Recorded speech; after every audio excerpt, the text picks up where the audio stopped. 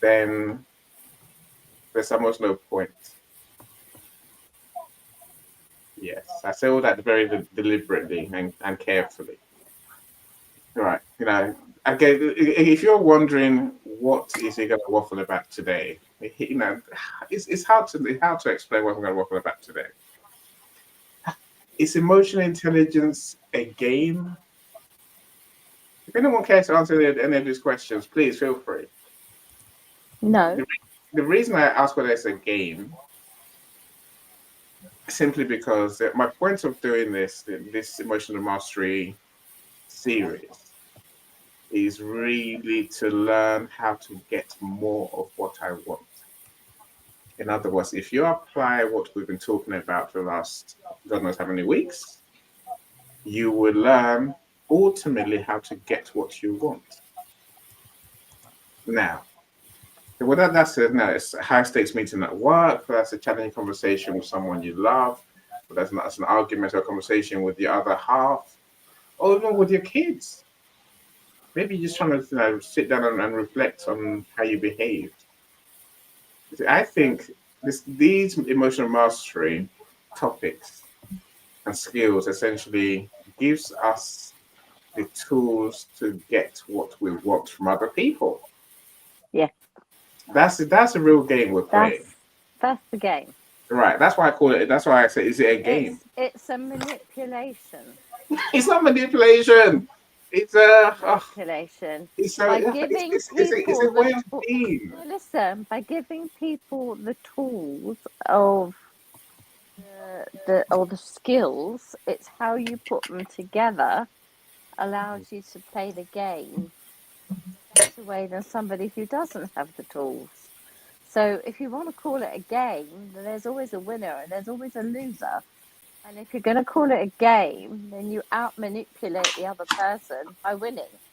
So, put me on a table and I'll play Monopoly and I'll win. But if you want me to talk about manipulation, that's what you're talking about. I know you're a cheat. You love to cheat in Monopoly, and at all games. Everything. No, everything, Annie. Yes. If I can cheat, I will.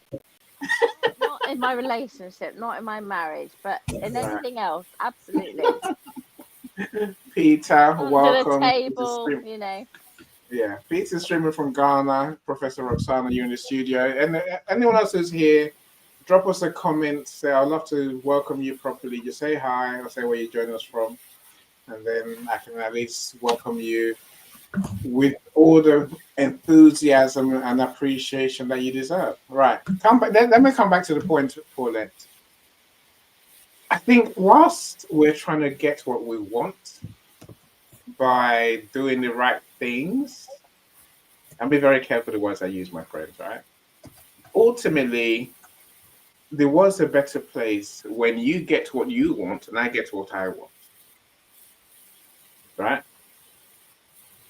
Now, win-win is a game that it's not win-lose. As you just explained, I think win-lose can end up in a mess. Whereas win-win is it's part of mindfulness. It's part of being having a positive attitude to life and a positive mindset. Really, yeah. We're looking at everything, right? So yes, this is ultimately about how we win. If you can manage your emotions, more chances than not, you will win and get what you want. That's why you want to pay attention to what we're talking about. If you've missed, can I add a different perspective to that? Of course you can. Of course you can. So I understand the analogy. I understand what you're sharing. However, I think when it's positioned like that, it's hard for others to mature into this emotional intelligence that we're talking about, right? Like, I don't believe it's manipulation. I don't believe it's a game. I don't believe there's anything to win. What I do believe is that our emotions, they are superpowers. And they're so potent that we don't need all of it. And I think we get so consumed in embracing an emotion that we want to feel the happiness, we want to feel the sadness, but I think they're important as triggers. triggering us to understand that these moments are important, understanding that because they're so potent, we just need a little bit to understand the experience is enough. So I think if we reframe it in that way, where it's not this game where there's a loser and we're manipulating someone to get a thing, it's if we learn how to mature into it, we'll gain more understanding from others around us. I love that. Of course, I love that. And you're right. You put it much more beautifully than we put it. But Paulette, Annie, that is my therapy hat on, right? If I was having that conversation with my therapy hat on, 100%. But when we talk about Annie's world, Annie normally is talking about the business world. And it's how can I win in the business world using whatever tools I can get my hands on. All right. So I just want you to understand what you've brought into, Damien. All right. Talking about Let me Monday. add, If it Mr. was, Damien. hold on. Let Because Paulette finish. Let Paulette finish oh, it's first. okay. All I'm going to say is very simply is I love what Damien said. And in the Monday Mental Wellness Cafe, 2000% you're on the money. But when we're talking about in Annie's world of how can I outsmart anybody to get that deal, right? That is when he talks about Oh I my God. use these wonderful empathetic emotions, and how can I use my abilities that I've learned over the last 4 weeks to 6 weeks to become a better human? No, he's not talking about that. He's talking about I've got myself to a position where I believe that I can win the game. Okay, so I just want you It's to so true. understand, Damien. I am this is so with beyond you, true. She but makes me sound evil. Don't believe But a word of that's it. what I'm I not was evil. go on, piggybacking off Michelle. of. That's what exactly what I was piggybacking off of was because when Damien had come in and we had first started talking in that green room and I was just listening, I wasn't even on camera, I was listening. And we've never met. So when I'm hearing them, I'm like, oh, this person, what they were saying, I was like, oh, we vibe, we align. And so Damien, yes, Paulette, you did. So Annie is a different breed, just like you're a different breed and I'm a different breed. Annie is a different breed, and I try to tell him all the time, like he doesn't that how you said the alignment of a brand, and now that right, and he don't believe that, and I try so hard to get him to. It's a hard one. A slightly different view, which Go is on, that go on, Matt. Go on, Matt. the manipulation of the current world is that we should win at all costs, right? And especially in business, because that's what big business people do. And we've talked about this in a couple of other episodes where the big business people, the people that other people look up to and go, oh, wow, I'd like to be like Bill Gates. Oh, wow, I'd like to be like Elon Musk. Oh, wow, I'd like to be like Jeff Bezos. Except nobody actually wants to be like them, but they see them as winners because they are winning at the grand scale of success and monetary value and business success, which is what we look at and go, yeah, I want to be an influencer on YouTube. Yeah, I want to be one of those people up on LinkedIn who's got like 100,000 followers. Yeah, I want to be that person. I want to be acclimatizing myself to winning every deal. Well, that's not about win-win. That's about how you win. And that isn't how you win. That's how those people are losing. And the real win is when we all win, we all benefit, because that is how we all benefit. And if we're all benefiting, then overall, the rising of that tide and every boat upon it is in a better position. And without that, we're in the very same situation that we've always been in, and why our planet is in the state that it is in so many other respects. So Where's Michelle B? How did you do that heart thing? I have no idea. Like, I think I'm even more the dicky heart than you, Paulette. Look, the let's whole thing, Can I like just that, Annie. like that, Paulette. Paulette's close to it, right? can I just say something? Can you hear Yeah, me? please. Matt, again, you're a superhero. I wish I had £1 billion in my pocket right now to give you. You're so spot on.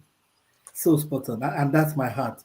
Now, N is a wizard, and I'll tell you why I say so. This evening, I was thinking about the subject of the weaponization of the highest virtues that we have. Great to see you all, by the way. Damien, thank you. Paulette, good to see you. Matt, Professor, Michael, and there's somebody's name I can't see quite well. No, I appreciate you guys. Damien? No, not Damien. There's someone who I can't see. He seems to be in Curtis. the natural environment under the tree. Curtis. God bless you. Good to see you guys. Now you see, I started out in my world being very happy and positive. It was a rude shock, and I was taken advantage of for many years before I realized that the world is actually a cold place. And there are people who have mastered anything at all, including kindness. You know, the virtues of the Bible: kindness, love, joy, all those things. There are people that have learned how to weaponize it. For example, they know you want to be kind. They know you want to be full of joy. They know you want to treat everybody fairly. Then they begin to permit my use of English, a lot of bull crap at you because they know you are under a personal oath or a personal desire to be kind. It's the weaponization of toxicity. And I'm trying to say that the first point I'm making, Damien, which is to your point and Annie's point, is that anything can be weaponized. Yes. Anything that is good use can be abused. And we live in a world where kindness may be tough love. I'm saying that like an African. I didn't say love. I said love. Love is like an African boy speaking. There's some brutality to that. there are occasions and moments you can't love people to death. We also live in a world where we can't even tell each other the truth anymore, where political correctness is superior to kindness. And if you tell people negative news, you are seen as unkind. Those were the themes of my thinking this evening, as if any again in his wizardry picked that vibe up. But at the end of the day, emotional intelligence is supposed to make us masters of creating a better world. What master there means the more matured party, one with a better weapon for coping with the negatives of life, knowing that negatives are going to be thrown at you.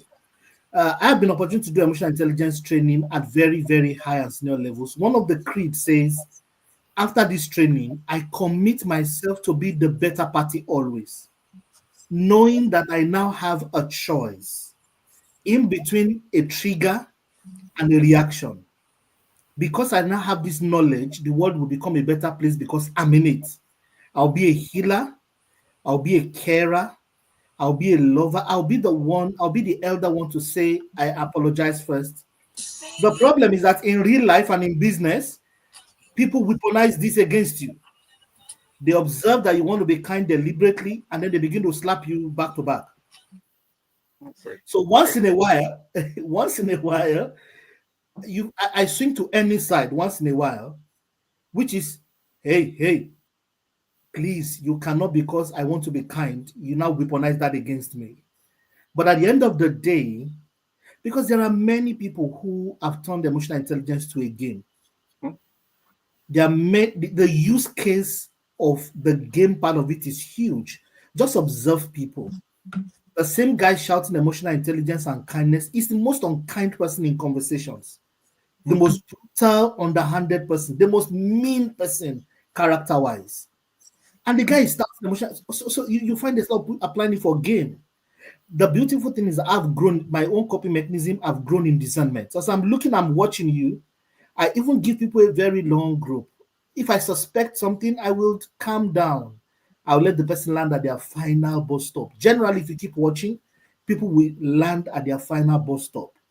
You will now have to choose again. The key is you now have the capacity to choose how you will respond, not react, and how you will help them get better and make the world a better place, which is the original tool itself. So that's my point there. But thanks again, Annie and everyone. Thanks, Annie, for bringing this up. You mirrored my thought this evening. I say thank you. You. I guess collectively you've explained my dilemma. Why I asked the question I asked right at the beginning. because I think it's an important one. And Coach, I think your point about, I'm not saying that we want to be pushovers. We don't want to be pushovers at all. That's not the aim, right? People are playing this game on us every day, right? Those that succeed, the Bill Gates, those at the very top of business, the very top of anything, they play this game cleverly. They get what they want because they manage their emotions and other people's emotions too. Do they exploit people's emotions? Maybe. Look at Trump. He exploits emotions every day, right? Really, he's doing it in front of all of us, and we're like, "Oh, you're a clever man. You're a monkey." Yeah. I'm looking at him on my TV, by the way.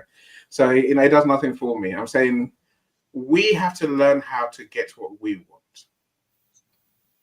And yes, we can do it by going for a win-win, but ultimately, your goal, your happiness, my happiness, as Paulette explained, my happiness depends on me winning the games I play, right? I'm not going to hide it. That's how, when I win, it gives me joy. And let me tell you, I start playing the game from the moment I meet you. From the moment I know you exist, I'm playing a game. It doesn't make me evil. It just means I'm very clear about my goals. I'm clear about what I'm aiming for in life. You should be too. That's what leads you, right? Yeah. Go on, Matt. I'm listening. Oh, sorry. Hold on, man. Let's hear from Damien now. Come to you, man. Oh, sorry, man. So what I'm hearing is this, right? I think to agree with the group, yes, there is a game. However, the game and emotions are two separate things. So we have to either one, figure out what the topic of our conversation is. Is it about playing games and winning chips and playing Monopoly and winning? Like, that is a completely different topic. Because here's the thing. Our emotions, in my experience, is a state of mind. And what I mean by that is, in bringing together what we're talking about as a group, yes, I do agree that there is manipulation in every facet of life, from religion to corporate America. It is there. I agree with that. Once we've matured into the person we would like to be, emotionally intelligent, these things don't phase us. We realize that there is a lion in the room. We realize that there are sharks in the water. If we start investing emotions in it negatively, we lose control. And I think that's what we're talking about, right? The minute we lose ourselves in these moments, are we getting played? Yes. And if that's what we're talking about, I do agree. So aside from it being a game and winning and trying to achieve things, I think the topic is, how do we stay centered when we're faced with these hard decisions? Yes, look, you're a more noble man than me, right? I think that I think the bit I would take forward from from the point you make, Damien, is, I guess I'm trying to get us to manage triggers better. That's the thing. We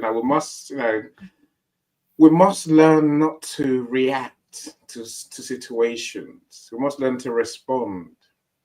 That's why I'm quite happy to admit, we have to be very choosy. You have to be very deliberate in how you respond to any situation. And that goes to say, from the moment you meet someone, from the moment you have an idea, and it starts involving people, you start playing the game of being intentional and not letting things trigger you into a response that you like. Look, when we are triggered into responses, when we're triggered into reactions, should I say, we almost always regret the thing we do in haste, the thing we do without thinking. Almost always. Let's stop, letting people prod us into react. Let's learn to be more discerning and be more deliberate in choosing how we respond. And that response is only guided by what we want. Yes, I can see everyone's hand up. Matt, let me come to you. Otherwise, I feel like I've cheated you. Go, Matt. Okay.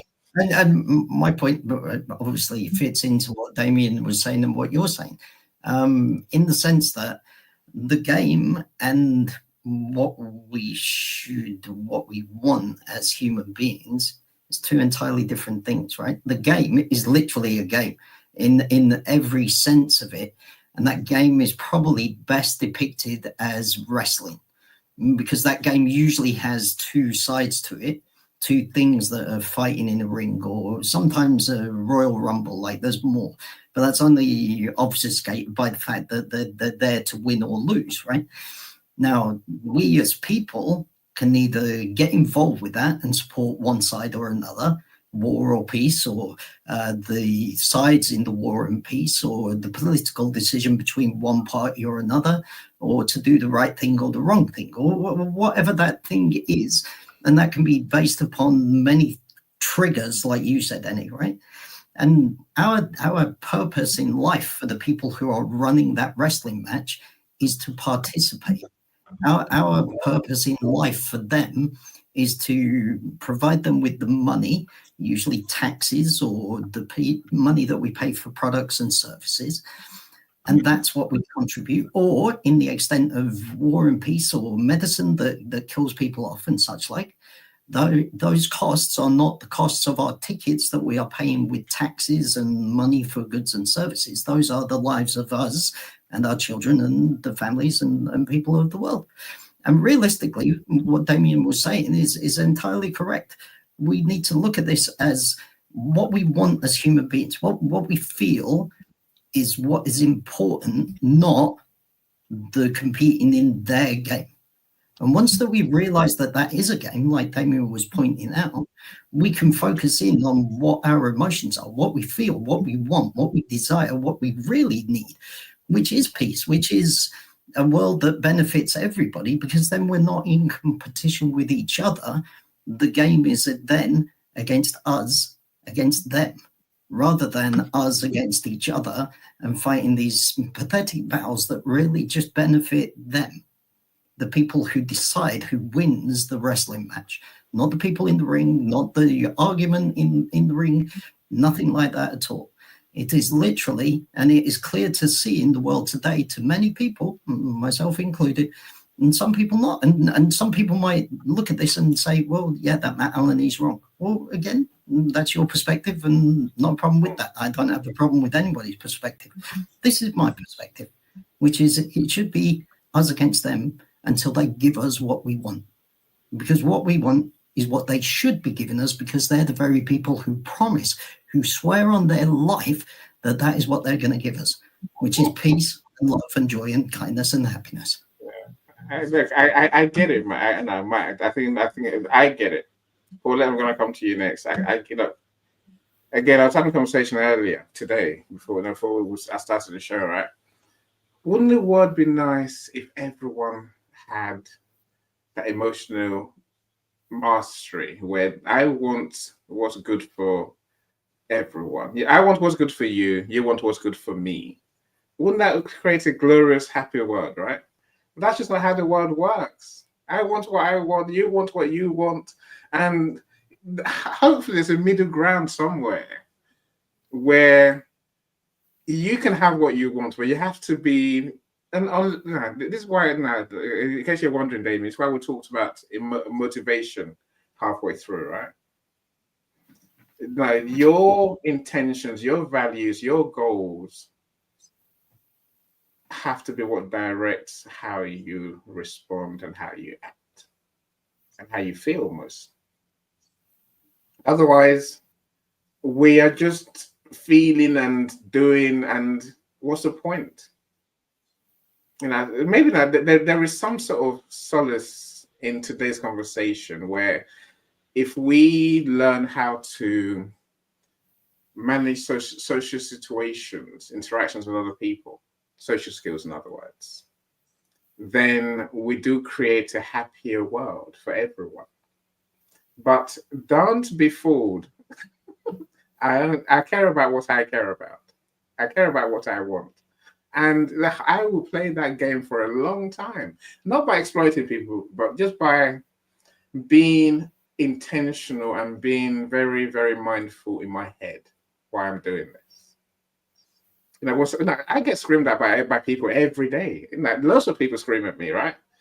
I don't bat an eyelid for any of them, unless you're an important person, unless I have a reason for. When I say potentiality, in case you might have thought I was just joking. No. Everyone in my little mind fits into a box of sorts. I know people don't want to hear that I'm saying, but I know what our relationship is. I know what we're working towards.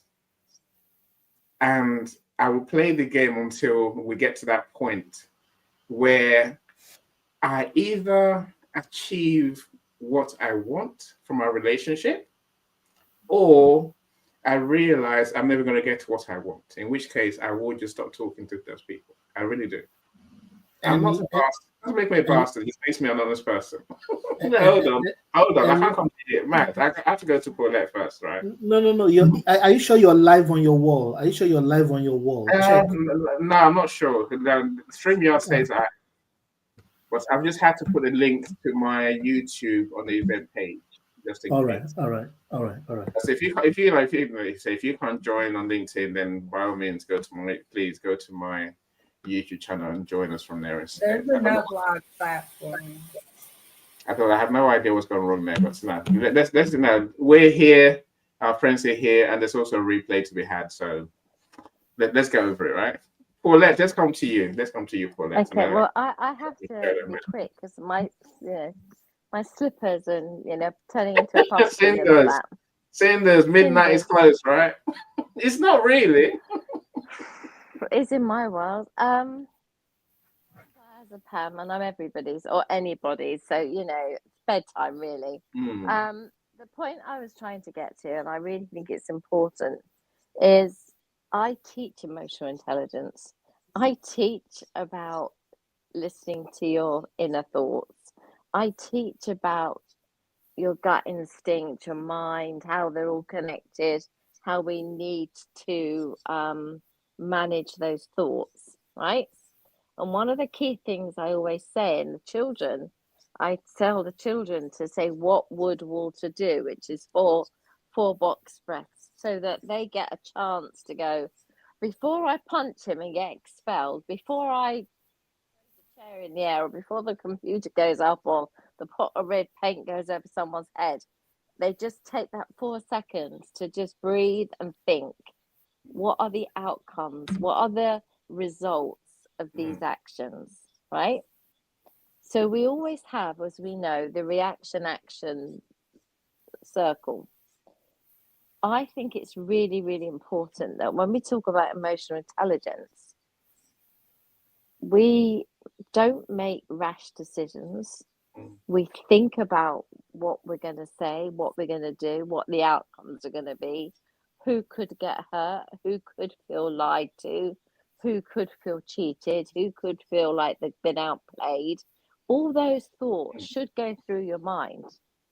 But at the end of the day, when you're talking about, and Matt is extremely passionate about the planet and life and fairness. I think I would like to call you Matt Fair, Alan, because you are all about fairness. And the world just isn't bloody fair, right? And we need to try and change that. And I'm up for that. And I'll wear a badge and I'll go to battle for fairness. Fairness, love, kindness are the things that I live by. But they're my pillars. But my pillars get knocked down every single bloody day by somebody trying to scam me, somebody lying to me, somebody begging for money, somebody telling somebody else that I helped them and I asked them not to, so they get sent somebody else to me. So in the end, you get a very cynical head on your shoulders, right? And so what I would say is this: I believe in love, kindness, and fairness, 100%. I believe that we should all think before we speak.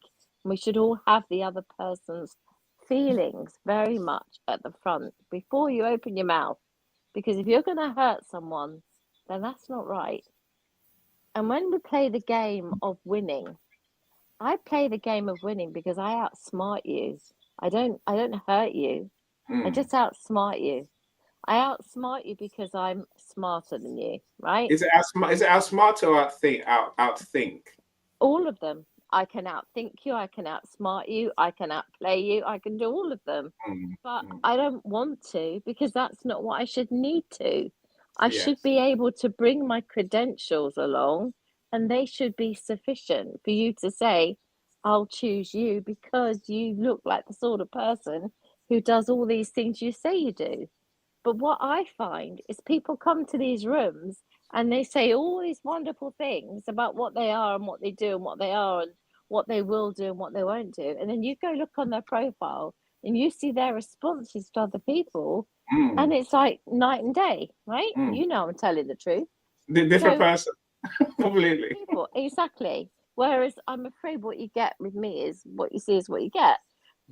As Michelle knows, bless her. But the point I'm making is this: we really do have to up our game. We have to be more caring.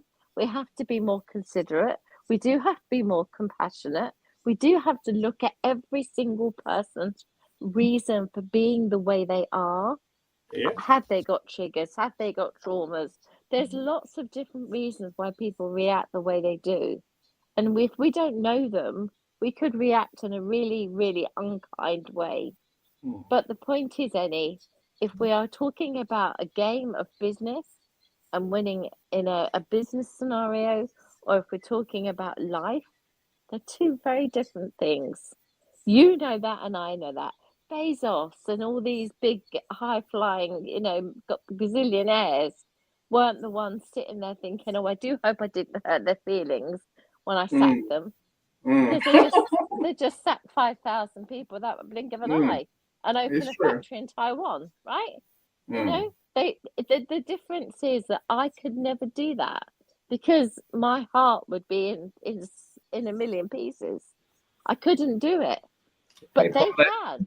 So I agree with that 100%, and I think you said something that I want to address, right? You said your pillars get knocked down often.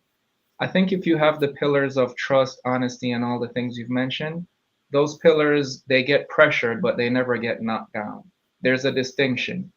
And the thing about going back to the game is this, right? Think about Monopoly. I mean, I'm not sure if there's any Monopoly players in the room, but have you ever seen the banker lose at Monopoly? No, that's why Paulette's always a banker. The banker never loses at Monopoly. So if you think about that as a concept, right? The minute you surrender to it being a game, you've already lost. And what we don't really understand is we don't need to engage. We can create our own game. Self-sovereignty is a part of emotional intelligence and understanding that if you don't like the board that you're on, create your own game.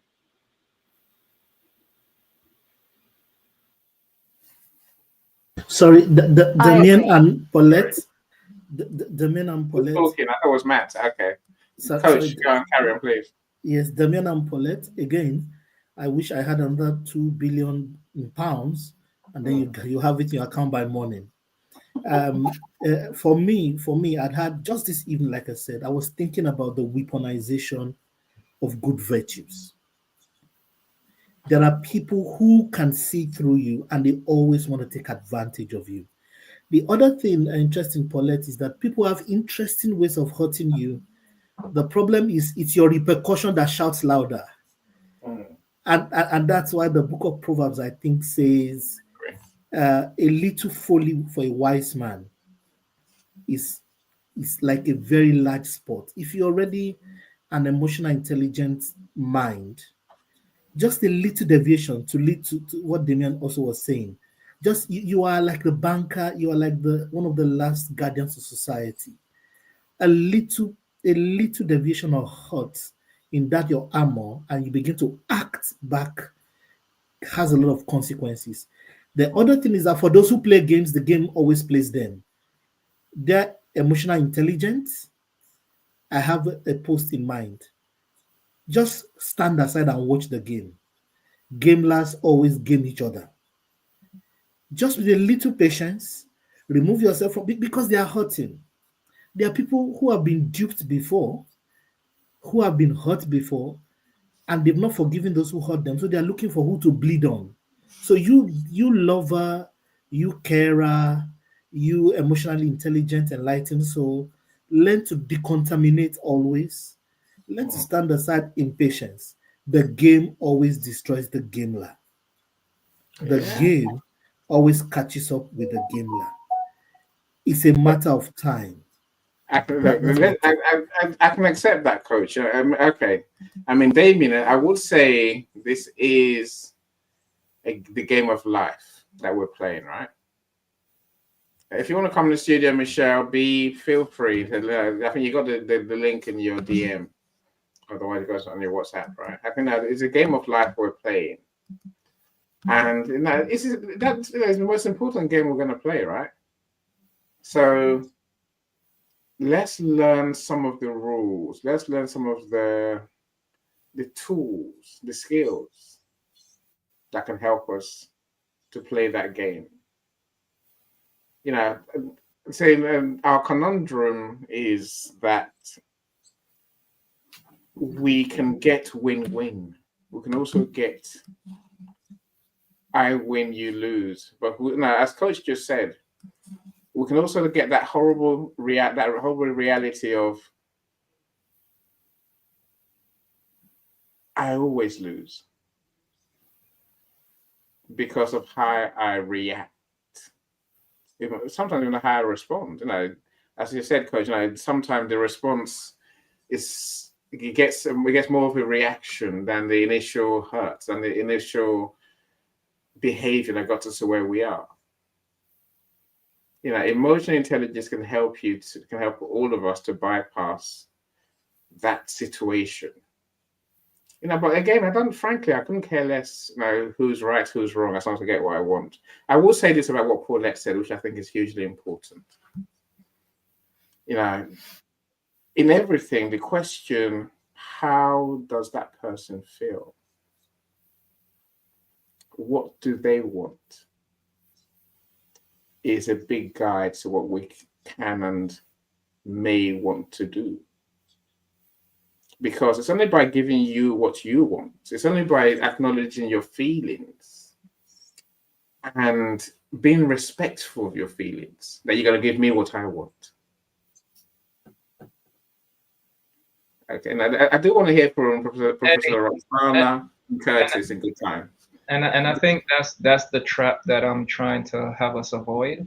Mm-hmm. If we surrender to the feeling, the emotion of the thing in the moment, that's when it really gets explosive. Yes, it gets messy. Yeah, it gets really messy quick. So I think there is a scale that I usually visualize where lack of emotion is on one end and being pragmatic is on the other. Mm. There is a balance between both, right? Like it's not an extreme where you're gonna, and by the way, we're not saying be emotionless. We're just saying if you're a master of your superpowers, you'll be able to use logic and pragmatism to dilute the erosion of emotion that usually comes in tough situations. So it's almost a stoic approach to understanding that using them as a signal will help you understand the situation that you're in or that we're in, and having the ability to not strike but to support, because it's not to give you something because I feel like you're going to be happier, because that's an assumption and we're both going to lose. It's really understanding why we're in this situation and is there value being exchanged. Yeah, look, again, I can accept that. I guess our topic today, and maybe the bit of our last time talking about empathy. It helps to understand. It helps to have that ability, as Paulette mentioned, it can sound very fleeting and impassive, but it's not impassive. I think this is a central part of the conversation today, and emotional mastery, really, especially when it comes to social skills. It is that question, how is that person feeling? So we need to actually learn to ask the question. And then wait, and also either we're going to get an answer from them, or we'll have to analyze our answer from the conversation we're having. Does that make sense? I hope that makes sense. We need to learn to truly, it's not just ask a question, maybe it's also care how they feel. Now stop in whatever we're doing, ask the question. Now ask yourself, do I know how they're feeling? And if you don't know, then we have to ask them, how are you feeling about this situation? And then we can begin to ask, what can we do to help you to get what you want? Again, for most people just want the very most basic thing in humanity, which again is part of our social skills to toolkit. What most of us want is to be listened. But we don't even want solutions to our problem. We just want someone to say, yeah, Emmy, I know why you're pissed off. I know why you're angry. I know why now I know what you want. I know why you feel the way you do.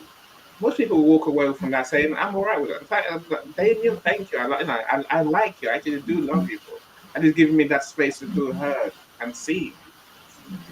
A lot of people don't give people that space, right? They just carry on with their messy ways and their messy wishes and their messy selves. They couldn't care less about anyone else. I think we need to learn to truly understand, care about how others feel, and then get to understand where they're coming from. I say when we do that, everything in life almost flows the way we want it. No, it's not a game, but it's about understanding people's emotions, about understanding how people feel, why they feel the way they feel, and what we can do to make them, encourage them, support them, whatever you want to put it, right? I want them to see that I understand how they feel and give me what I want. Ultimately, that's the reality of the situation.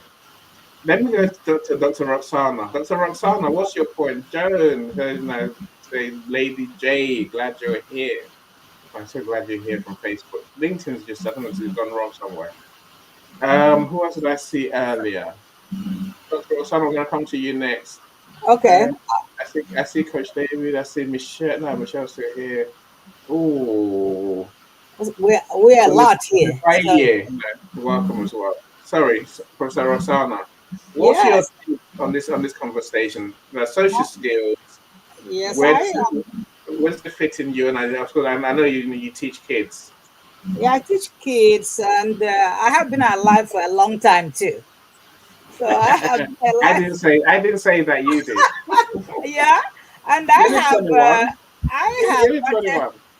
yeah, I have 5 kids. Or they're not kids; they are between 45 and 30 something. So even if I didn't learn from teaching kids, I have had children that are old now too. I have grandchildren, and you have to teach them sometimes. And we learn social skills from the community. We have to communicate with others and see actually what we have to learn by intermingling, staying with the community. I agree. It's learned by interactions, because you will never know that what others want, and how can you not offend somebody by interacting with them, and actually by them saying if you offended them or not, but you may not know, because you may not know, you're not a mind reader, that you probably offended somebody, and if you did, how can you make it better next time? So you can seek feedback, practice empathy, and then because it's actually caused by lack of practice. If you have been practicing, suppose what's going on? But suppose No, we are here in all America. right. It's all right. I'll just turn the microphone, Michelle's microphone off. We'll come Okay. back in a second. So if we are here in America, when I came here, it was like a culture shock, because I didn't know. It's even though I came from somewhere, I was an adult. There are things I didn't know how to behave about, or how to. So I have to ask, or somebody has to tell me, okay, this we don't do this way. So sometimes I think that if you feel you're offended by somebody, you can, find a way of communicating that without, and the person I know will say, okay, I am so sorry, I can do that better next time. Because sometimes you don't even know what some people are going through. They might be acting out of what they are going through. So, but anyway, some problems are caused by lack of practice, social anxiety, poor emotional awareness, because the person may not know, and cultural differences, negative past experiences. Maybe sometimes there was a woman I worked with. She always says, if I do this, please pardon me, I have been hurt a lot of times. Did you hear that? Yeah. Yeah, Yes. you're right. Somebody might not even know that it did something wrong. So she tells me that all the time. I say, okay, so why do you think that I misunderstand you? She tells me, because I have been hurt all the time, and I kind of think that some people are bad, but it may not be that they're bad, but it may be that they don't know how to relate, or they haven't had that problem before. But I believe by practice, by intermingling with others, by actually seeking feedback, we can um, we can do better. By this is a big hall. Well, we can do better. So that is what I need to put in. Uh, Much of our social skills be learned from social interactions. I That's agree. all I'm. Yeah, that's what I'm trying to say. No, so I agree 100%. Thank you. We have to learn. We have to learn Yeah, this skill. because we don't Any assume. We don't assume the person knows. What if the No. person doesn't know that it's hurting you anyway? So, yeah. but Annie, I love your group. This is a hall. This is a classroom Can here. I Prof, can I just say something? Thank you for that, Prof. Yes, Communication is king. Never exactly. assume. Never assume. Yeah. This evening, Emmy and I had a very interesting conversation, and he messaged me said, "Emotional mastery is key, David." I he, did text, too. I did too. he texted that to me. Now I wanted to respond to him to say, "Thank you for that." But if you know where I've been and what has happened to me, you would actually say I'm the master of emotions. It was a transaction. I had been in a transaction where I was totally made to look like a fool because I was playing the emotional intelligence game. Because I didn't follow up, because I was trying to be emotionally matured, I was taken for granted and walked over in a very bad way. In fact, a whole department lost the budget for that year. Wow. So a management coping style happened for me, which is micro checking. You give me a date, I keep hounding you on that date. That was not the original me, it was adaptation because of something that happened to me. So Annie didn't do something the first day he gave me his word. I said, I've gotten better. You give me your word the first day, you don't keep that word. I'm already freaking out very heavily. But this time was the third time. He kept saying, don't worry, I'm going to do it. I'm going to do it. So I began to stress him. Then the next day, he said, emotional mastery is key. Calm down, David. Emotional mastery is key. Now, I could have responded to them and say, Annie, you have no idea. I said, we're going to talk about it physically later, maybe on a proper call. On both sides of the equation, both the person that is making the mistake and the person that the mistake is being made, there's always history. There's always transferred reference. And that's what I hear from Prof. The ability to suspend judgment until we have communicated is the king. Until we are sure, and then we can react or not react, we can respond appropriately. Thanks for that, Prof. That's a bit interesting right there. I think it's a two-way street, Coach David and Professor Roxana. Where I think part of social skills is being able to communicate clearly, as you say, Coach David. Communicate what you want and how you feel.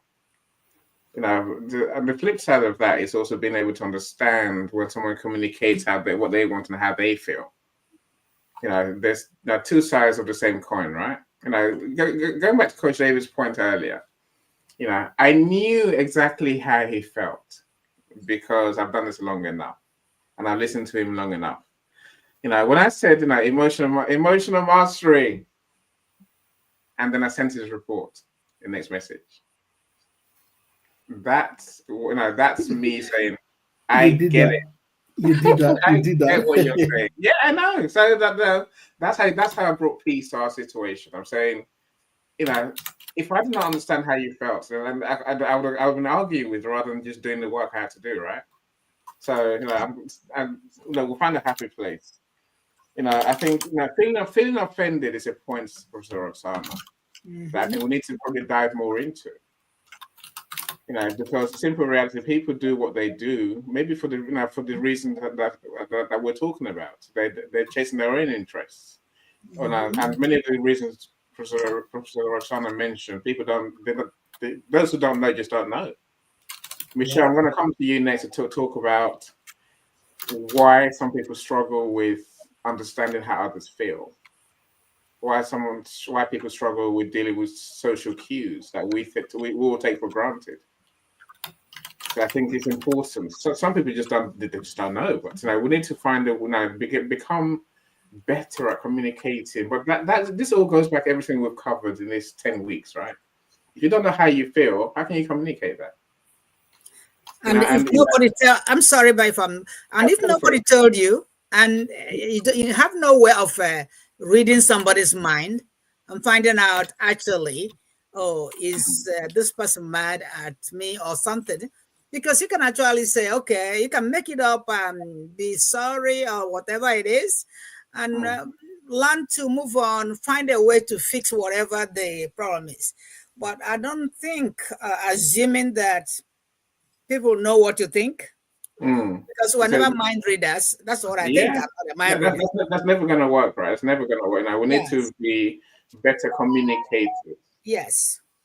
On both sides, how I feel, saying how trying to understand how you feel when you communicate it to me. And sometimes the reason part of the communication problem is that a lot of how we feel, especially in social settings, is non-verbal communication. Unspoken word. Body language. Yeah, so we have to learn, and even tone. See, but all of that is ruined.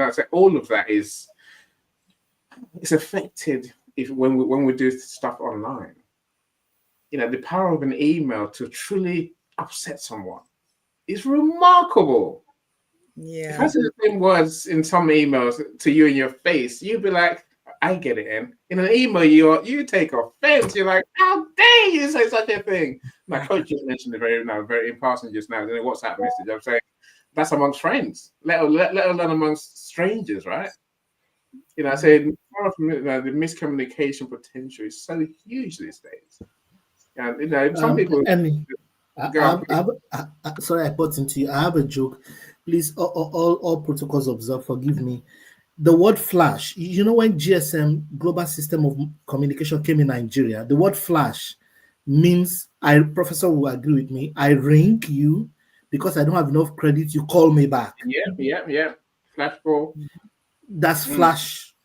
But the word flash in the West and developed economies means that a lady is trying to seduce you or something by opening her clothes to you. That's flash. I go for a conference in South Africa, and a lady is a friend of mine that was in the other. So the guy just said to the lady that, "Did you flash me?" The conference went out of. Look, it became a big issue. That's culture shock right there. Oh my god! Oh my god! That's a criminal offense, right? The guy was crying. The guy was almost crying. You could see him almost say, "I'm sorry." In Nigeria, it means just to call. Say no. Are you saying I'm trying to? Do you know the kind of person I am? It became a big issue. Oh my goodness! So everybody had to go and look into the books, into the dictionary. Oh, you don't say flash within Nigeria. It's okay. Once you step out, you don't say flash. You say, "Did you call me? Did I miss your call?" As simple as that. And it's total context. It's like the one looking at CCTV camera, trying to see whether he did flash someone. No, but Exactly. That's what I was saying about acculturation. Because the way we do it in my social circle right there, down there, it is not the way it's interpreted here. So some things I do might actually convey another different, totally different something over here. And then I think that, so sometimes when I came, I was new here. I'm sorry if when I came here, after some time, I was employed to teach in secondary school. And they told me before I started teaching that, remember, that the students we have in secondary school here, they don't respect people like those who, because you can smack them in Africa. I told them yes. So the principal called me a second time and told me, you do not smack people. Don't do that here. You get arrested. You get arrested. The principal told me again and said, under no circumstance do you touch a child unless you are trying to pet him or her. We do not smack students. I told him, even though I haven't taught here before, but I had that.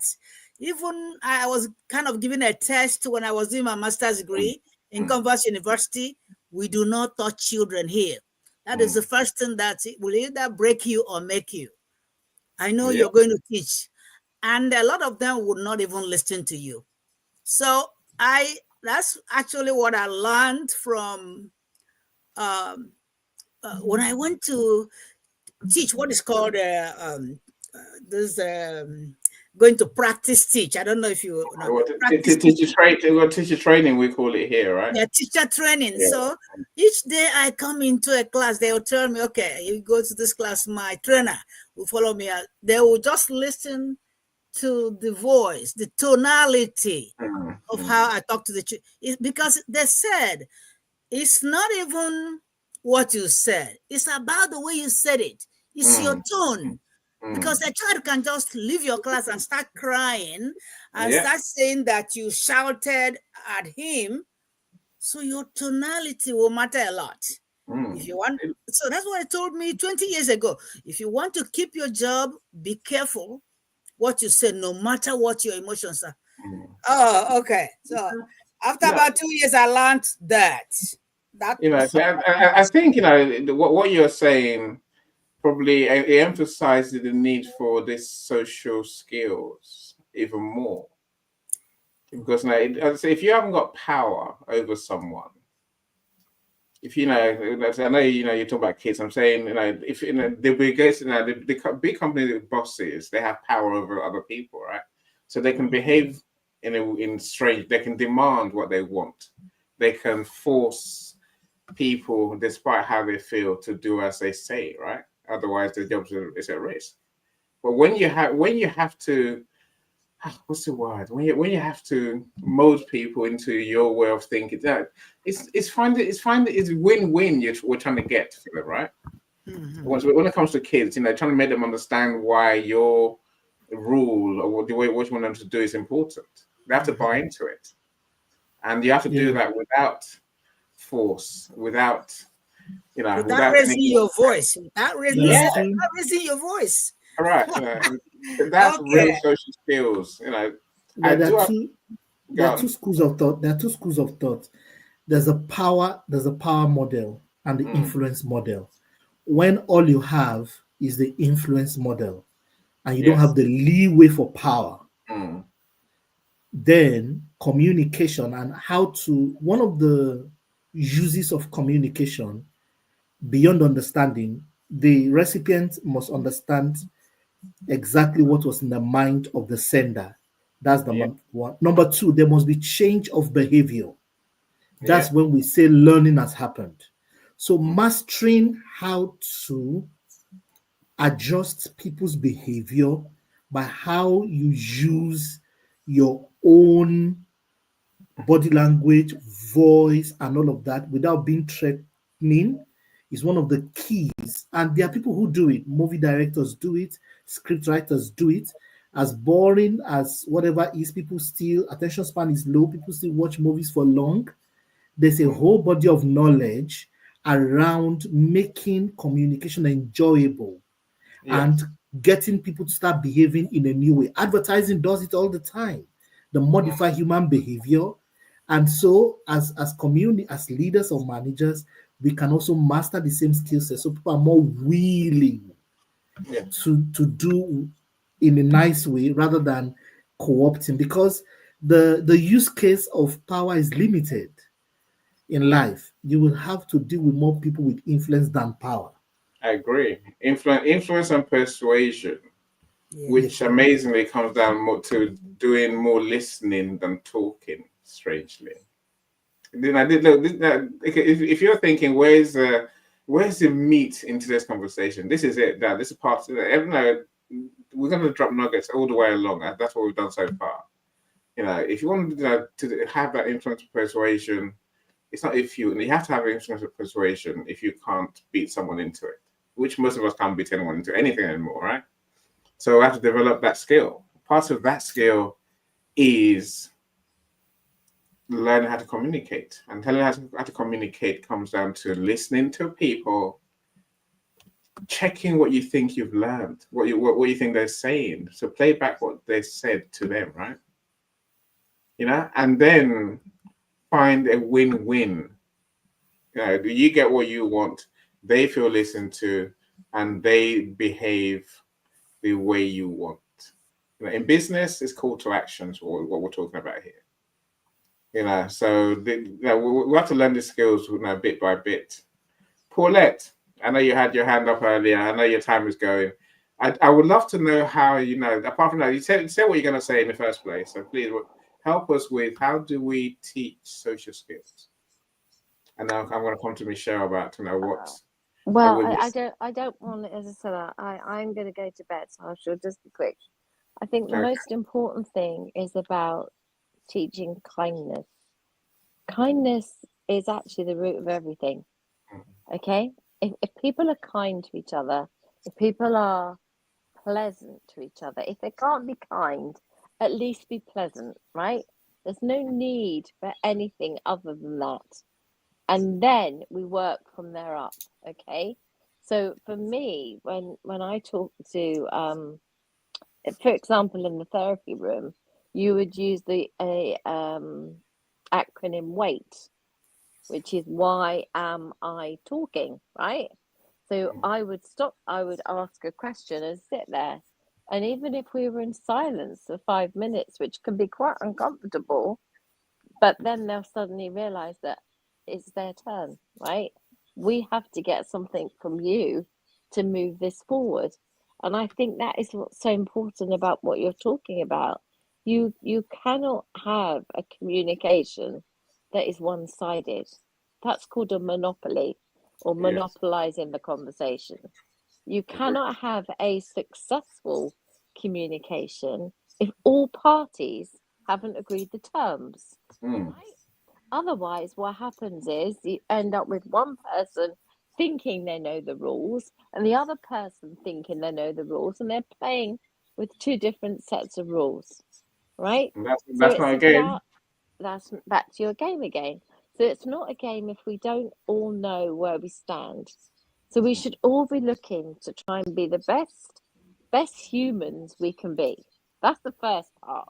And from there onwards, we can teach our children to be like us and to be better than us. If we are this, children can be this. Providing we've given them, back to my pillars, strong enough, solid enough pillars to cope with life. And yes, the pillars will get bashed. You're absolutely right. But what we have to do is be able to say, okay, that hurt, but why? Why did it hurt? What happened? What was it that made us hurt? And understand the reason behind it. But I really do believe 100% that every single person in this room and everybody who's watching, everyone who's listening, has it in their heart to do good. Don't always choose to. Yeah. That's what I would say. I agree. We have to we have to want to do good. I definitely agree with. Because everything that we want is on the other side of doing good. And being that person, I guess, being that person who gets what now, who cares about other people. Ultimately, that's going to get us what we want. Michelle, I want to come to you next. Nikki, Michelle, and Michael, and I know Matt had his hand up as well earlier. I do want to hear from you soon, so I'm going to come to you. So I'll come to Nikki first, and then I'll come to Michelle, and then we'll go to Michael. Michelle Ramos. Sorry, before I do that, Michelle, Coach, let's talk about what this E body language is and looks like in one of. Let's talk about this next event. How's that?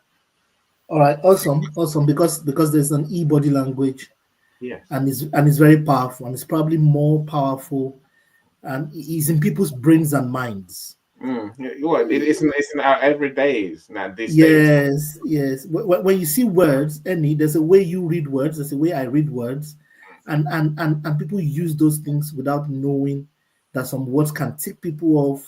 You don't write one-liner emails. It feels a certain way. Just one line. You should open warmly and close warmly. Some things that, but we'll talk about next time. See, but there are people who hate a long message. One of those people who does not. I love the shorter the better. You can do it in one word. Let's just do it in one word. No. Open warmly and close warmly. Open warmly and close warmly. I agree, but look, etiquette is a thing, right? It's a thing. So, and I get it, Coach. Now let's talk about it properly. Let's properly beat it up, and then let's see what we can learn. We just lost Michelle B. So if you're trying to get in the studio, my friends, please bear with us. We're going to have 10 in the studio, no more than 10. And then someone has to leave for us to get someone else back in. Paulette's going now anyway. Paulette, bye, Paulette. Thank you so much. You're a superstar. She's still here. I wanted to listen to Michelle Ramos, but you keep talking. She's still here. I'm so upset. Sorry. Michelle, go on. Oh my God. This is so this. I'm gonna just start with any thank you. This is an amazing conversation. To people watching that don't know who I am Michelle Ramos, and I am the founder of Don't Raise Statistics. I am a mom. I'm a barber. I'm a fierce advocate. I challenge systems, and this conversation resonates. And I believe Annie invited me because of just my very unorthodox and we got echo. So I'm listening. I'm taking in everything everybody's saying, and I do not disagree. I don't even think there's really anything I could say that I don't align with, that I couldn't even take a piece of. But the one thing I feel there's just one thing I haven't heard be said. And with that, it is, so for me, I think kind of maybe Annie was getting ready to just go into, but it's that this self-education for me has been a war zone. Learning to read a room, for me, that's survival. That's not etiquette. I didn't get the polished skills of TED Talk speakers, and I didn't have mentors and leaders and opportunities guiding paths for me. And where I feel there is a huge misconception, I will always speak on my own self, my own experiences. And the we is usually more just for understanding the collectively of the work I do in Don't Raise Statistics, and where we try to make the most community impact. And what that is that my social skills, they're born out of complete chaos and me having to redefine what it meant for radical accountability. And I needed to be able to rebuild a foundation of unlearning taught social skills that I grew up not knowing these were unhealthy or toxic or damaging. And I had to commit to the courage and the discipline to stop checking boxes. And that's what I'm hearing a lot of right now. There's a lot of conforming and reducing or making the self less than to fit what the societal norm is. And it's no disrespect to anybody that's spoken. But I think that's where I differ because I live in my moment. Whatever reaction may come in the moment, I will never regret it. How you said that. I know. I regret no response because I am that true and authentic. I had to learn how to do. I was trying to break generational patterns and unlearn people pleasing skills through survival and relearn how to connect with people with authentic, meaningful, intellectual conversations. But I had to do it respecting my boundaries and allowing space for my discomfort. So where some people may feel that I am too in your face or how my social skills are, they're not meant as a disrespect for others. They are meant as a protection of myself. And another issue we have is that the social skills, you got to remember that you can't meet somebody where they're at until you fully know who and where you are. And that is a big issue I also didn't hear really talked about too much. I don't want to meet nobody in the middle of any conversation, business or professional, if they aren't even secure with themselves, what they're doing, where they're going, and what they represent. Because I can have a job, I can be working or helping somebody build their dreams, but the moment that our values are not aligned, the moment my integrity or my character feels compromised, there's no dollar sign that will make me be socially respectful. There's not. Because I know what my life purpose is. I know what my goals are. I know what my intentions are.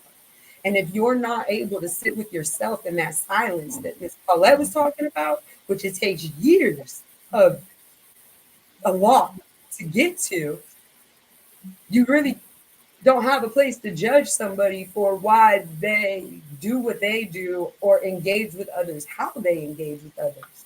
And then that brings me to where I'm like, let somebody else take over, is that, you know, like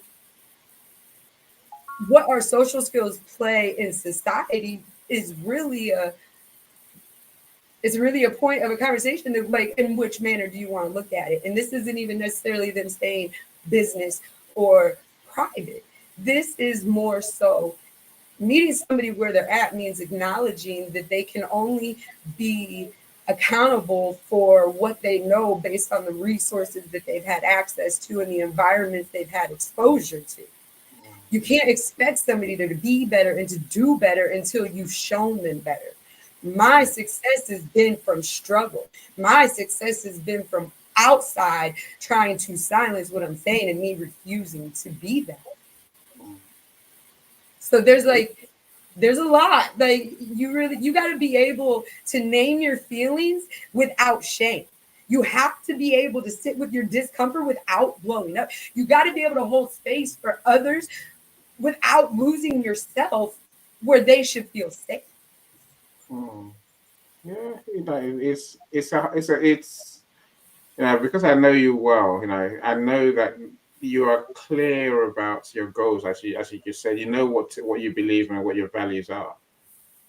You know, and life is easier for all of us when we are clear about our values and what we're trying to achieve. You know, but so you know, like, I know when you have your way of doing things, you have your processes, and like you say, because you have good intentions, it can't be a bad thing. Some people will take it as a bad thing, though. Some will take it as, Michelle socially awkward. But you know, and I know you're not that at all. And especially you have great communication, which I think also helps you for sure. But Right. see, that was good because I didn't always have this communication. The communication I had from the social skills I was raised with created those atmospheres of me blowing up and being argumentative and defensive and worrying about what someone thinks or feels about me. Mm. And it took years of discipline and courage and commitment and having the ability to allow my mind to not be just stuck and not be complacent. I have to say, this ain't okay. But then I question, well, why isn't this okay? I had teachers see me in situations that today I would have called children's services. I would have found help. I had to unlearn all of that because in my mind and what I was surrounded with, that was normal life. Mm. And Michelle, I'm so glad you shared that, because I think the perspective you're sharing strips away all the other things that we're talking about. And this is the essence of what we're the topic is, right? This emotional intelligence isn't about the gain, the business, or the personal interests. Bye, Paulette. I think it is understanding who the human is that we've become, and how do we serve as that human without the gain. Because the emotional intelligence that I've heard across the room so far is a direct reflection of how we've all been manipulated, how we've all been designed to think in this system that we've been introduced to. And it is for profit, it is for gain, it is for winning. And we see it at every single level. And this is why we think we have to participate. And when we're winning, it still feels like we're losing, because we're not really tapping into the thing that is the true essence of who we are.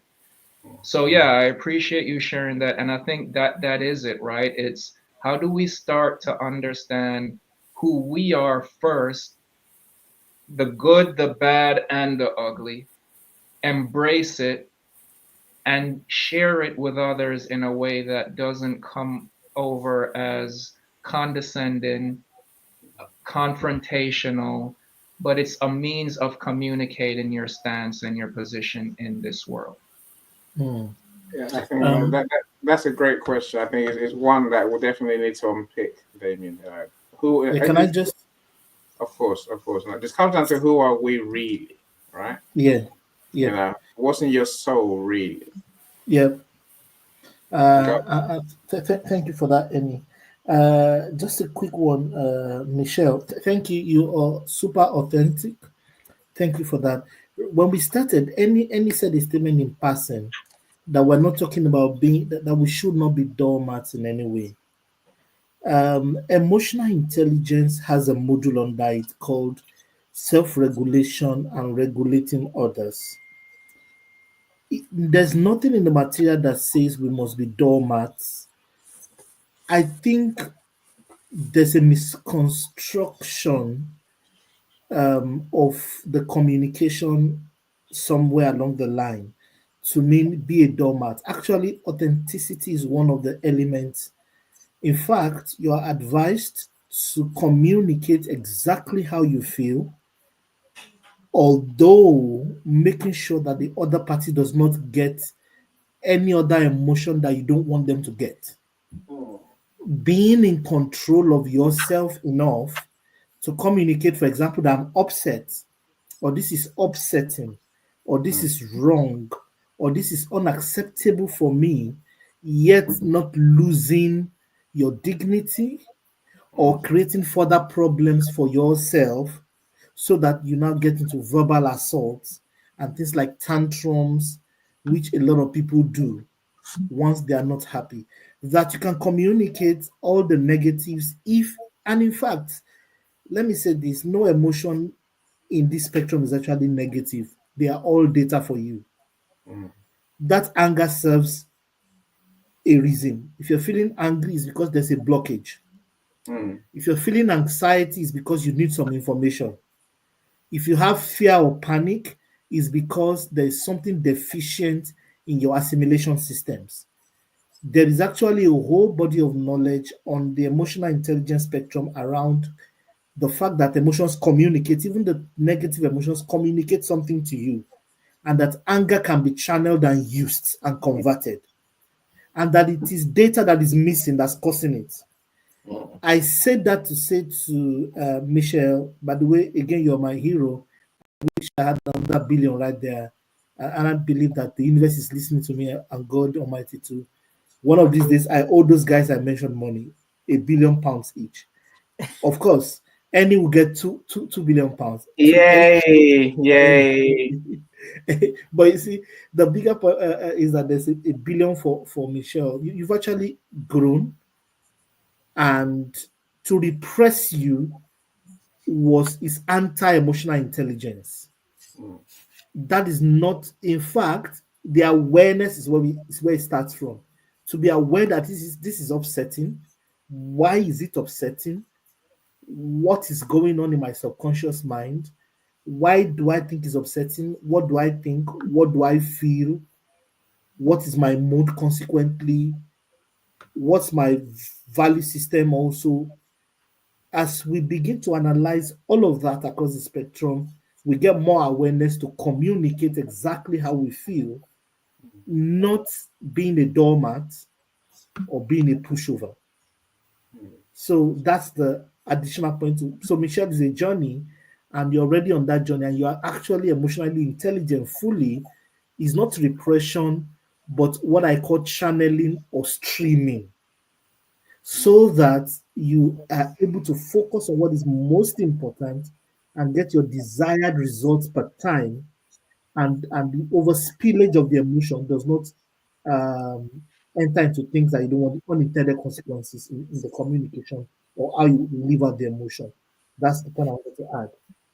Yeah, thank you. Like, I agree with you. So I think part of the conversation, is about being able to resolve conflicts. Conflicts is a strange word for it. The disagreements, misunderstandings. We must resolve them tactfully, and in Michelle's words, strategically. Think bigger when these things do happen. I think one thing that is important to say and to acknowledge is that these levels of social skills and communications and interactions, you have to remind yourself at points that there is a moment when you are being professional, you're respecting your personal self, but then there comes a moment when it's just blatant disrespect. And where do you draw the line? And I think that is when it comes to mastering your personal social skills. And for myself, this was where people are often mistaken for my actual intent. People are often very wrong for what they believe my message to be, for the reality of what it is, because of an assumption or because they came into a situation with me with expectation. And you have to be you have to be at a place where you got to know that as a self, you got to end the conversation. You have to end an engagement. You have to end a relationship, a collaboration. At what point does your self-respect and your take precedence? Oh, I love that question. I would love to know what other people think. Oh, that's my Can screen I as well. If my can I screen, my screen respond? freezes. Can I respond? If you can do it quick, Coach, because I want to hear from Nikki and Michelle. Okay, let me just quickly. Let me. Disrespect is a no. Disrespect is a no. But violence in response, disrespect, mental health, personal health attacks, they're all no-nos. But how you choose to respond must not now further put you also in jeopardy. There's something called excessive force of violence. Even when you are attacked, let's assume there's an attack situation, you can be and you react.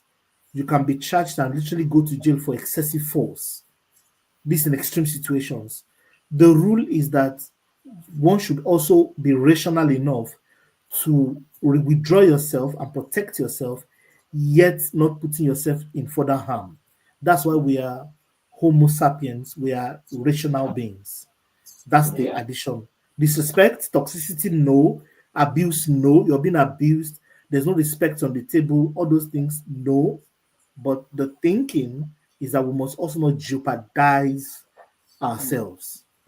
For me, I tolerate some disrespect because some people don't even know they are being disrespectful.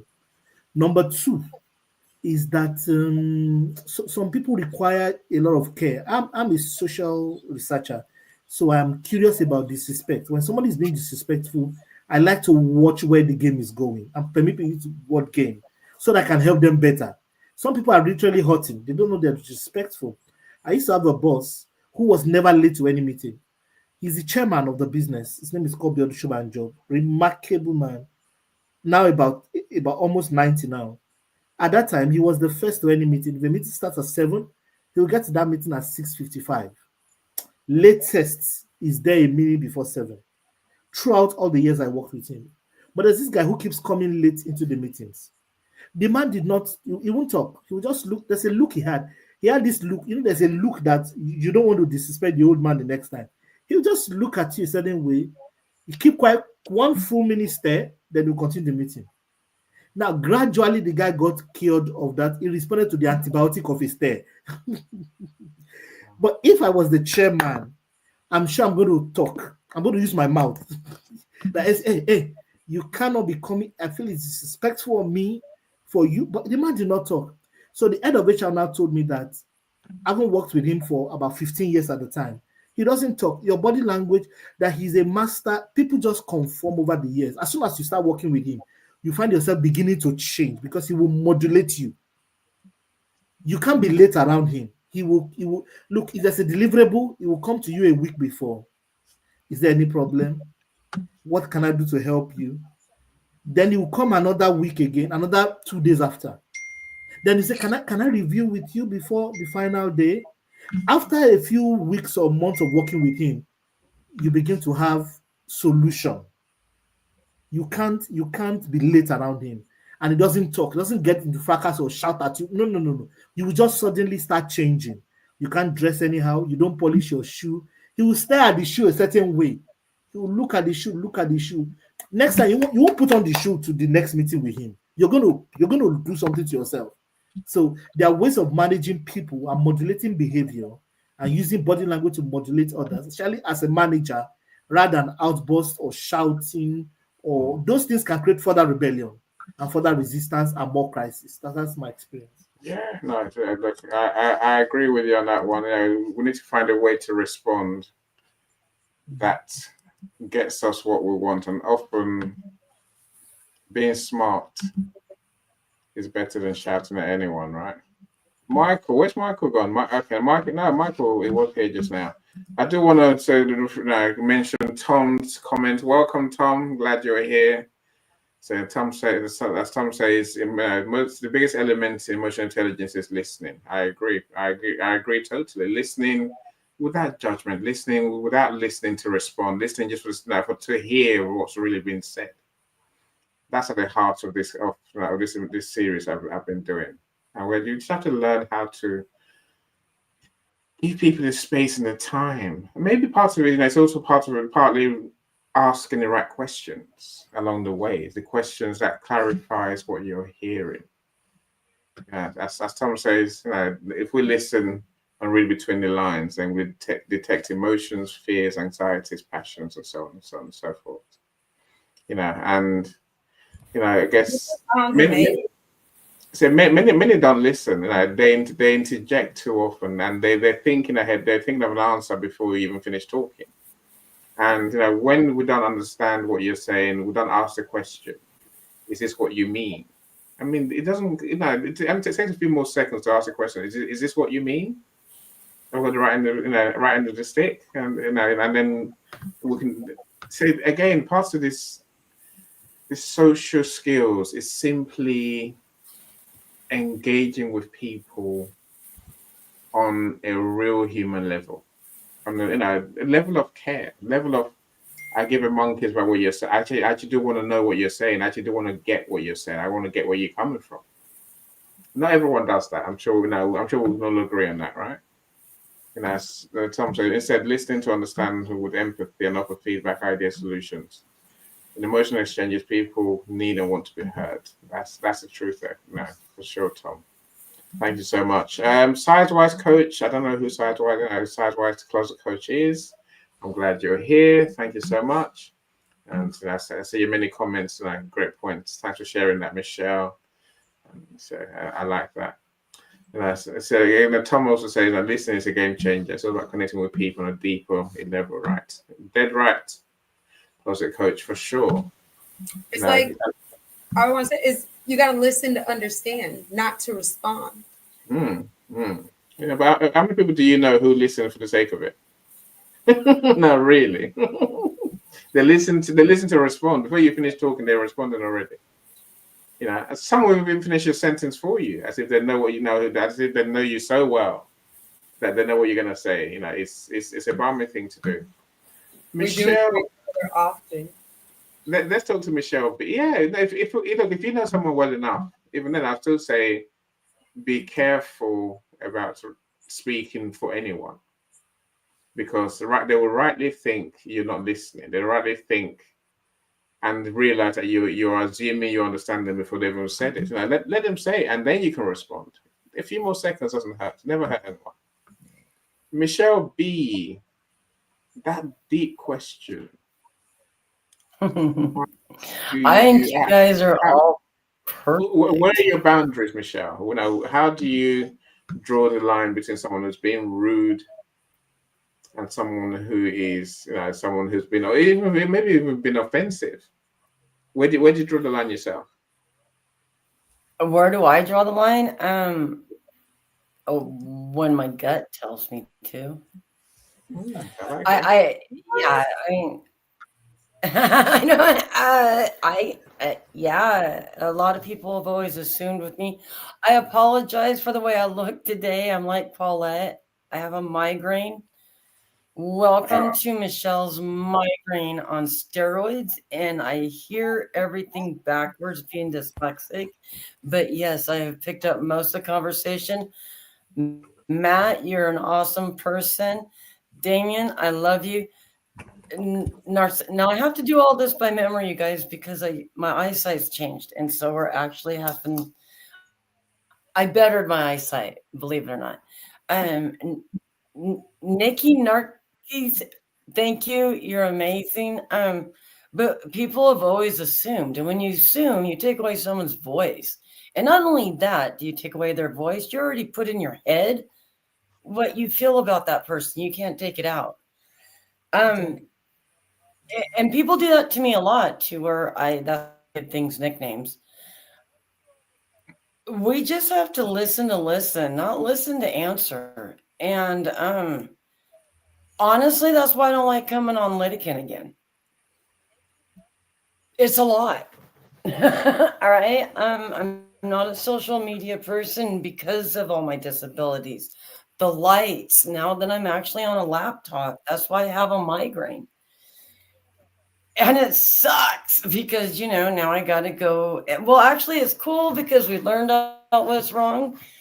But I'm having to switch from a little phone to a big screen with all these other flashing lights everywhere and stuff like that. And people are assuming that I'm fine. I'm not, folks. Or I wouldn't be taking the medication I had today and look the way I do. It's a lot for someone like me with sensory issues, and especially for someone that is trying to break every boundary there is and prove that we can heal ourselves, which we can. Actually, I made my eyesight better, and that's my issue right now. And I've had to train myself to use my phone because I was blind. Well, now that I have actually made myself better and better and better, and my doctors will even tell you, we don't know how she does it. But people are assuming now that I just don't care, and that's not it. We're still going forward with everything we have been going forward with.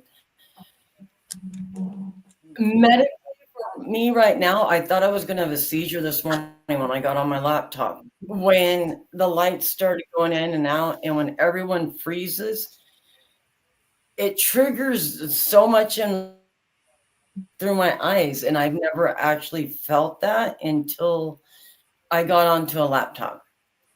So this is a new experience for me, and we need to quit assuming that we know what's going on with other people, because honestly, we've made mental health so taboo. No one honestly knows what dyslexia is, what autism is, what, yeah, because there's so many different parts of it, and so we assume a lot. And that's why I'm here today. I want you guys to see me, and I Okay. want us to all stop assuming, and I want us to pick up a phone and text that person and say, "Hey, is there an issue? Is there something wrong? Yeah. Are you guys still there?" Yeah, we can hear you, but we can't see you. My whole thing- Now, see, my whole laptop just went off, and you guys are all black again. Oh, there you are again. See, and that right there is what triggers my migraines, my sensory issues. Why we are trying to bring back my eyesight, bring back my voice, and everything. And I don't apologize for any of it, because you know what? I'm succeeding in this, and this will help every person in the world. But I Yeah. do want to make sure that you guys all understand I love you all. Yeah. And that's why I'm going through this, and I'm putting myself through this hell. And I'm on a balance board 3 hours a day. On a balance board, folks, trying to open up the back door to my mind of dyslexia so I can walk and talk and see again. And it's working. It is. A quick question for you, Michelle. Yeah. All this talk about social skills. Social skills Is suck. it more a challenge for you? Social skills suck because everybody's social skills suck. All right. And unfortunately, that's okay. Now you got me going, Annie. All right. When I said, I'm very good at doing what I do. Yes, you are. You are the Tell worst. us about your social skills issues. When it comes to social skills, you guys, what's hard for everyone is none of us have social skills, because all of us have assumed and made things so taboo on this or that. Everyone's forgot social skills. Everyone forgot we can all go roller skating together and have fun. Social skills. And so honestly, when I go out and I'll twitch like I do right now sometimes, it's hard to be called a crackhead when you've never tried it. It's not, and yeah, that hurts. Social skills is something we all need to relearn, because we've made everything so taboo and so assumed so much that those are our social skills. So how can we change our social skills unless we change our mindset? And that would have to be everybody. And I want to jump in, Michelle. Yeah. Because you just said, like, you get called a crackhead because you twitch. And like, this is what, like, the point that I want to make is, this goes to show how emotionally intelligent you are to recognize it and not respond to it, number one. And number two, collectively as a whole society, this is an issue that needs a whole entirely different engaged event on its own. And it's because of those preconceived notions that when somebody who does have intelligent social skills and is socially competent, then society deems them as a crackhead, or that person knows too much, or that person is just angry. Because then that's where the people that are actually capable are the ones being chastised. Yeah, and we've done that to ourselves with society. And we need to stop that. We need to start understanding and caring each other. And if you do see someone like me, that's why, I didn't want to come on here today. You can ask Annie and Paulette. I took my migraine medication. I was just like, you know what? I'm going to lay right here. And I listened actually to a Brown fan for about 3 or 4 hours so I could get on here as a Brown fan noise. And and I wanted everyone to I love see. Brand Van, by the way. Huh? What? I love Brand Van. Oh, right. But I wanted everyone to see that I'm not hiding. I just it's hard. It's like you got to fight with your mind to turn on I had this migraine for 2 days. I didn't want to say anything, but I think Annie knew, and so did the other lady I was doing a Zoom with. I had to be in the dark, and I even tried to make a joke about it, but I couldn't turn on the lights because of my migraine, and it's nothing that anyone's done. It's because I'm healing myself and my eyesight's better and I don't have the right glasses. So when I go out into society, I can't walk right or anything.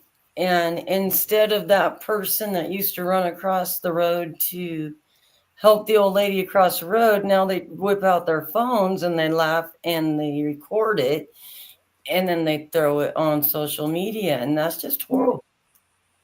And that's just not something I want to deal with. And I don't think anyone should have to deal with that. It creates isolation. Huh? It creates like self-isolation.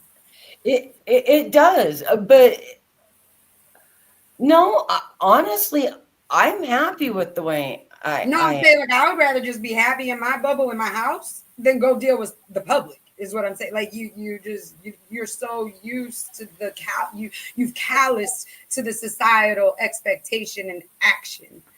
Yeah, it's and that's one reason we're doing what I'm doing. You're right. I've got my brain is so like in and out right now. You guys,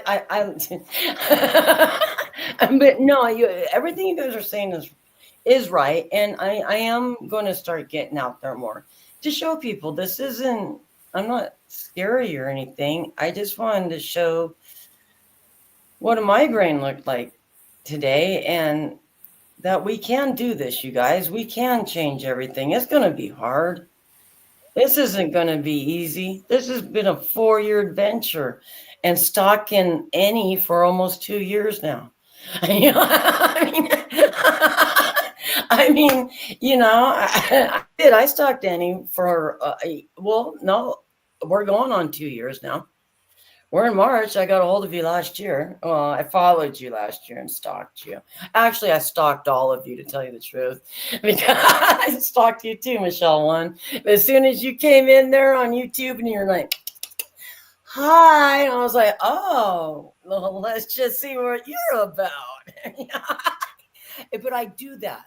That's me. I mean, I'm that person that can I ask what perception was made of my stalking? I loved you. I'll just tease out you. No, it was like finally a real person. It's hard to find people like yourself. All right, it's hard to find parents that are passionate about their children. You hear parents say it all the time that they're passionate about their children as they're driving a Jaguar and their kids have holes in their shoes. All right. And those weren't the friends I wanted. I can find a lot of those. And so, yeah, Michelle One, I did. I wanted a true friend and I found one. Yeah. And I wanted a true publisher. I found one. Professor Rockman, I just wanted a beautiful human. I found you. Coach David, I just wanted a beautiful human. I found you. And I know I don't ever want to pronounce your name right. Nart. Nikki. This you call her Nikki. That's Thank you. You're beautiful. Thank you so much. Just love you guys. But you know Thank you, what? everyone. It's hard going out there, even on Lydican, to find people, let alone out there in the real world. Here you feel kind of safe because you guys can't get through the screen at me. But on the real, you know, people don't walk across the street anymore to shake your hand. Instead, they want to videotape you and throw you on YouTube for some reason. I don't know. Look, I think that there is a point, Michelle. I think Michelle and Michelle. In case you don't know, my friends, we just started a room a couple of weeks ago with the two Michelles talking about. I think let's talk neurodivergence.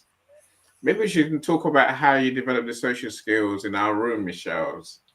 You know what? I think that would be a good one for next week, Michelle. I think we should do that. Because you know what? I've never met a woman, and you know, I'm really trying to not cuss and everything. I got a sailor's mouth. I'll admit it. But I've never seen anyone that can change the way you do, and I guess be able to put on a pair of pink balls and go in there with the men and say, "Let's play." I got mine, and you just slam them on the table. I brought mine with me, I'm A ready. pink duck, more like. And that's I grew up being told what to say, what to feel, what to do, when to do it, how to do it, where to do it, why I had there comes a breaking point. and there does. Yeah. But I think the whole world's at that breaking point, you guys. And maybe it had to get here. I don't know. I believe that. And I think that what we're doing with Annie's importance is that he creates these spaces that let us have these deep, intellectual, vulnerable, safe conversations. And then the magic is that they're global. We're all diverse. Oh, yeah. They're inclusive. Nobody is despair. If you are not brought into these conversations, then the reality is you need to go stand in your bathroom and you need to look in your mirror and you need to really question your actions and the words and where is the misalignment. Because any is not, he don't care what any people's personal things are with him. It's neutral. There ain't picking sides, and he makes sure that when you're in a space to speak, you're safe to do that. And that's what this world needs.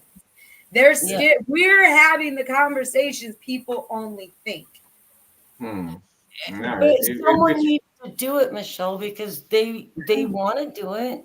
Don't think they ever don't want to do it. The people have assumed so much for them. They don't have a voice anymore. And I can't see I tell Annie. Having a voice anymore. I tell Annie all the time he needs to go to Facebook more because there's so many people there that should be on LinkedIn that have amazing, brilliant insight. But it's like we don't come from the environments that we feel we belong on LinkedIn. Yeah, I didn't think I belonged on Facebook. I think Facebook, it's a different place. That's what I'll say. Yeah. I'll say this though. It is thanks to people, all of you who do turn up and share. I can't talk to myself, can I? I'm saying so. You're the ones that bring the gems. So I am, of course, determined, or maybe on the mission, to change that's reality for so many, where you feel like isolation is the best policy. That is that's probably what I'm trying to change is with some of those conversations. I think with social skills, you learn how we develop the skills to face the world, and to face the world in a way that works for us.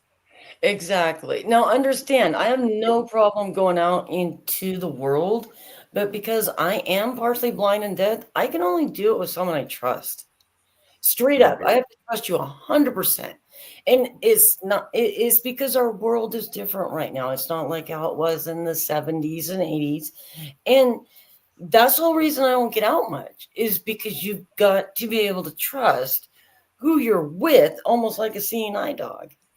Yeah. And you know, if you don't have that, but I'm also, don't think I'm just sitting around at home. Of course you're not. Of course you're not. You know, look. But I mean, and when it comes to going, you know what? Honestly, like it is. I can't really go to a rodeo. Why? Probably get stampeded. Why? Because I'd wander off into a cow. Don't do that. Don't do that. Look, Michelle, let's hear from Nikki. Nikki's been here for a long time. And then, you know, when Nikki shares, then we can decide how we move forward. Nikki, thanks for coming back. I was I was heartbroken when I saw you fall off the stage. I was like, ah. Wow. I found my composure again very quickly. How are you doing, Nikki? I am very, very grateful. How are you all? How are you all doing? We are blessed with you. Yeah. Now you know the feeling is mutual. Okay, that's not one-sided at all. What's your take on this conversation around social skills? What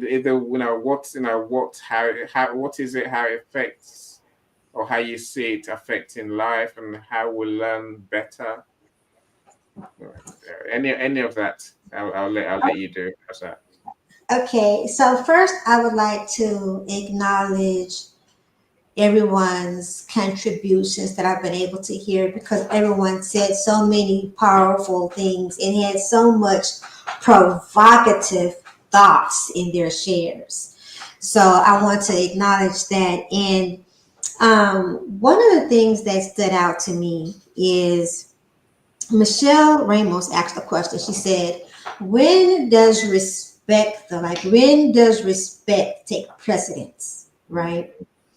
And Coach David had a very wonderful reply to that. So I'm just going to piggyback from what he said, as I also move my kitten out the way of the screen. That doesn't realize she's bigger. Okay, bigger than when she used to do it, but she was like, you know, a baby. Anyway, respect should always be a precedence and should always be given, right? Mm-hmm. The thing with respect, though, is that not everyone, like everything, not everyone understands what respect is and how to stand in a space of respect, not just for themselves, but especially for other people, right? And so then there comes a time where, out of our respect for ourselves, for what's in the space that we're able to hold it, where we show up where we announce or declare our boundaries, right? Now, I'm one of those people where one of the things that's helped me is I don't take a lot of things personal. In fact, I take few things personal. If I take something personal, it's because it has met my radar of 99% being, yes, this was definitely about me in some form of fashion. This was about or against me, and I need to either A, stand up for myself, speak up for myself, or dismiss myself or the other person. Or if there is room for correction, then to give that. But a lot of times that also comes from, gauging. It depends on, for me, the person, place, or thing. What's going on in my life? What's going on in the world? What's going on in their world? And how serious is it for me? Or to me, like how much does out of all the things that's happening in the world and my world, how much does this even matter? And how much do they even matter? Because I'm gonna tell you, as much as I take a stand for humanity, I will not take a stand for humanity over myself. I will not take a stand for humanity at the expense of myself. at the sacrifice of myself for no reward unjustly. So I'm weighing that, right? But I hold a myself in a very high regard for respect. And I was brought up in a home, and brought up with mannerisms of respect, and where we develop and grow in our boundaries and understanding boundaries, and when we cross boundaries. So, but I also understand that not everybody has that, and not everyone has chosen to do the work, the inner work and the shadow work, to improve themselves and their social skills and their inner social and their interpersonal skills. And all of these things play a role on the type of person, the type of human that we are being, and how we're able to interconnect or not with others. And I also hold myself in a place of love, self-love. I hold myself in a high regard of self-love. Now,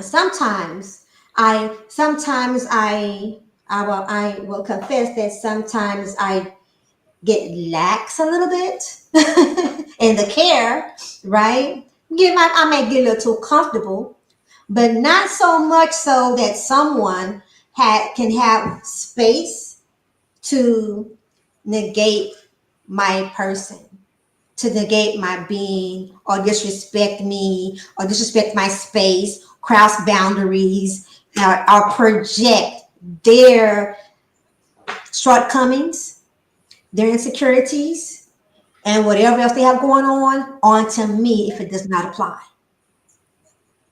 I think one of the things that needs to happen is, really encouraging people to own all of who they are.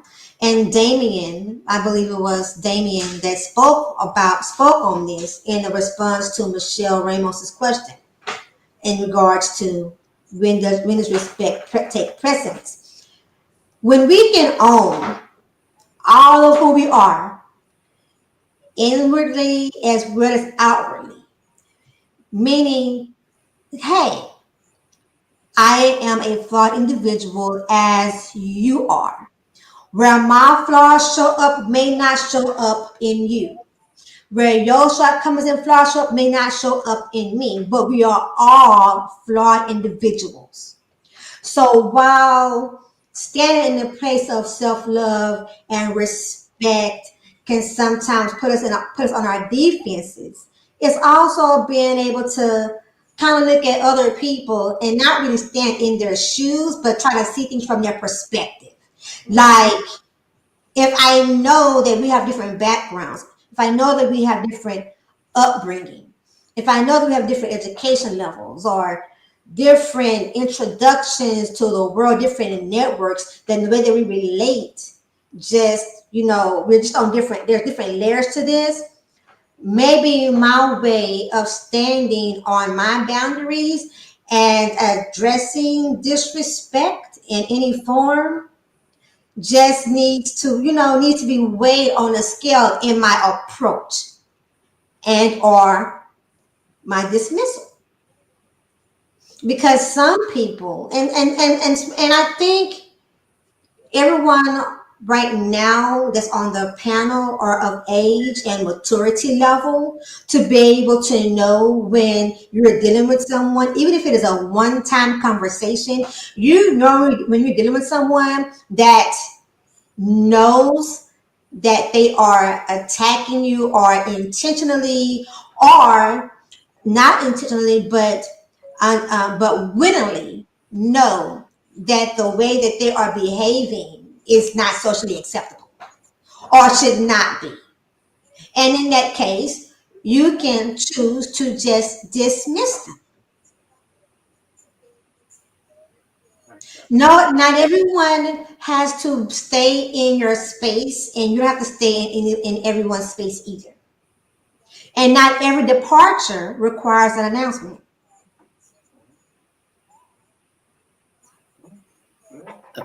I love you. I really, I know we're connected, but everything you just said is, I really need to book Yeah. something with you. Yeah. He's Mwah, amazing. mwah, mwah, mwah, mwah, mwah, mwah, mwah, mwah, mwah, And mwah, I mean, mwah. Nikki, if I can I piggyback, like that. if I could piggyback, Nikki, what I would love to say, like, and when I, like, I don't scroll people's pages often, but I try to, I make sure my schedule, there's intentful time that I really, if you look at your profile views and it says I'm looking, like, I'm genuinely intrigued, right?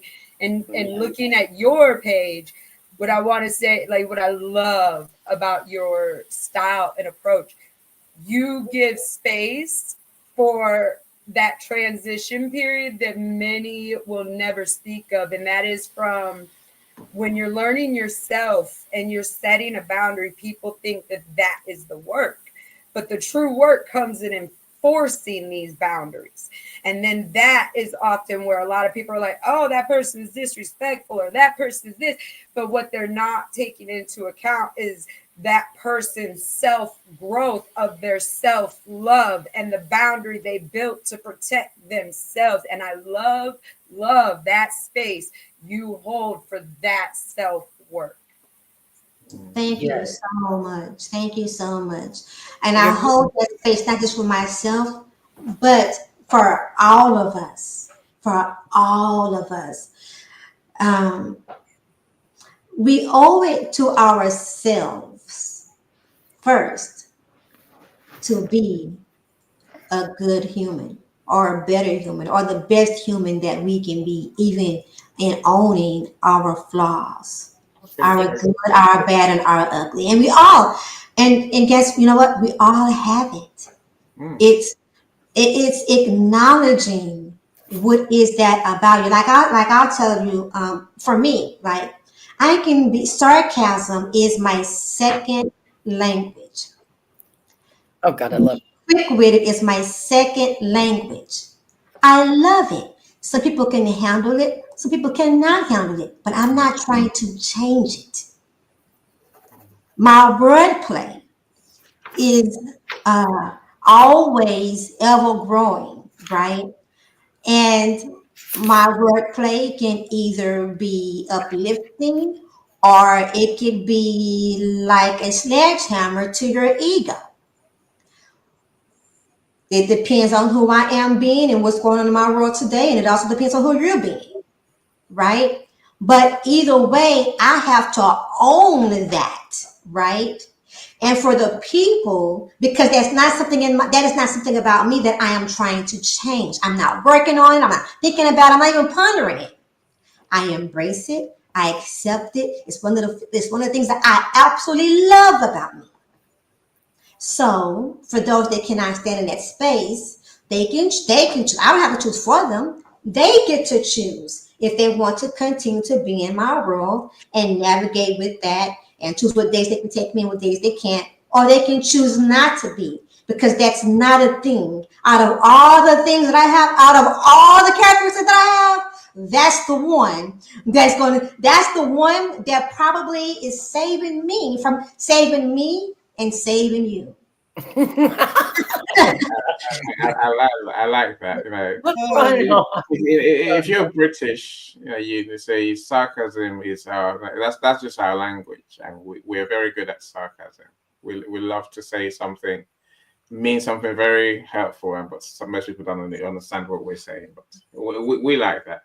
Now, Nikki, I would say this. I think This, knowing your boundaries is so important. Knowing where your lines are, where your red lines are. You know, if it's like say, if someone comes at me, I normally look twice, right? I look twice, and if I see what I see that you are being rude, I will react, and I mean react deliberately. You know. Maybe it's not. I'll respond passively. Yes, I'm bearing in mind what Coach David said rather than if you know a while ago, which is to be wary that our response does not aggravate the situation in a way that we don't want. So I know that it's like someone goes to me, I will react aggressively, usually, and rudely. But you have to work extra hard for that to happen. I think the You know, word yeah. is accordingly. No, And you no. don't act accordingly. Sometimes I go over the top deliberately because I choose to. I But want it's to make my I point. know you and I feel it's appropriate. I don't I hear it's you. accordingly. I hear you. I hear you. Look, Michael, I'm going to come to you next, my friend. Let me welcome my friend Ty. Ty, what are you doing here? VR property guys. Now, I was in a room yesterday. Was it yesterday? Yeah, I think they're talking about buying property abroad. No, it was Monday. Stanley's Power Thinking event. No, he has a Monday event now every so often where people come and present. And Ty, I was going to tell him about the house we bought in DR, thanks to you. Ty's my good friend, Dominican Republic. I got a holiday just to go and see him. I have done for years. The only place I go, by the way. That's Ty. He's such a good friend. I'm so glad you're here, Ty. Welcome, welcome, welcome, welcome. Hopefully one day you get to meet him. And if you want to buy a property in Dominican Republic, you must talk to Ty for sure. And anyway, I'm happy, Ty, that you're here because it means that you didn't perish under that roof that fell down. I saw it in the news. A roof fell down on the nightclub somewhere, and it's like, is Ty there? I wonder. Anyway, we're coming back this year, Ty. Calm down. We're coming back this year. We are coming back for sure.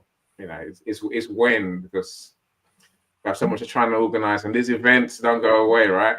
Ty, thank you so much. Okay, you don't understand. I don't know Santo Domingo. Okay, I don't know. They haven't said. They said it's in the capital. To me, that means Puerto Plata, but to them, it means Santo Domingo, right? Ignore me. And me and Ty could talk all day. Ty, join the conversation. Let's go to Michael. I'm so glad you're here, though. Let's talk to Michael. Michael, I'm glad you came back. Hey, what's up, Annie? How you doing? I'm all right, my friend. What's your take on this social I skills need conversation? to drop off quickly, Oh, Annie. Thank sorry you about all. No, that's Thank fine. you. Michael, Michael, I've missed you. Thank you, Michelle R, Michelle B, Professor, Nikki, my good friend, Annie, superhero. You guys are. I need to drop off now. I love You you, Coach you are David. too. You take care. David, Take care. you did not miss me as much as I miss you. Oh, So, brother. I'm I sure like we'll catch up. I I'll like need to Yeah. drop off till any, and I just want to thank Michael, Michelle, Romans, Michelle, the other Michelle, cousin Michelle B. Michelle Michelle B. B. Yes, I've already sent you a link. Thank you so much for all your shares. Thank Thank you, you. everyone. I don't know who I'm not seeing very well, and thank you, Annie, for There's Nikki and then Michael, the other two that are here. Nikki. Thank you so much for. Thank you, Professor. Thank Your you. good book, day, your Dr. book is Roxanne. being Take done care. tonight. I had to do Great. coaches reports Thank you last so night. much, Annie. You are doing wonders. That's why we talk about you. Thank you so much, Annie, for all you are Thank doing, you. for Love bringing us you. together. Thank you so much. I Bye, appreciate my you. friend. Bye, my Bye. friend. All Thank right, you so bye. much. Thank you so much. Michael, we're with you now, my friend. Talk to us. Oh, well, Type, Annie, join in. now, I'll send you a link if you want the link to join. Just let me know. Michael, it's all yours. Talk to us. okay, tell me something. What exactly have you guys been talking about? Because I came in earlier. Everything. Right. So the conversation is around social skills. How do we develop social skills? What is it? Is it important? How does it affect us in life? And how do we develop it more? All right, this is something that there's something interesting that happened to me today, and it started all the way in the morning, where I get phone calls from my ex, and she's asking for money. She wants to go to another location, basically move around.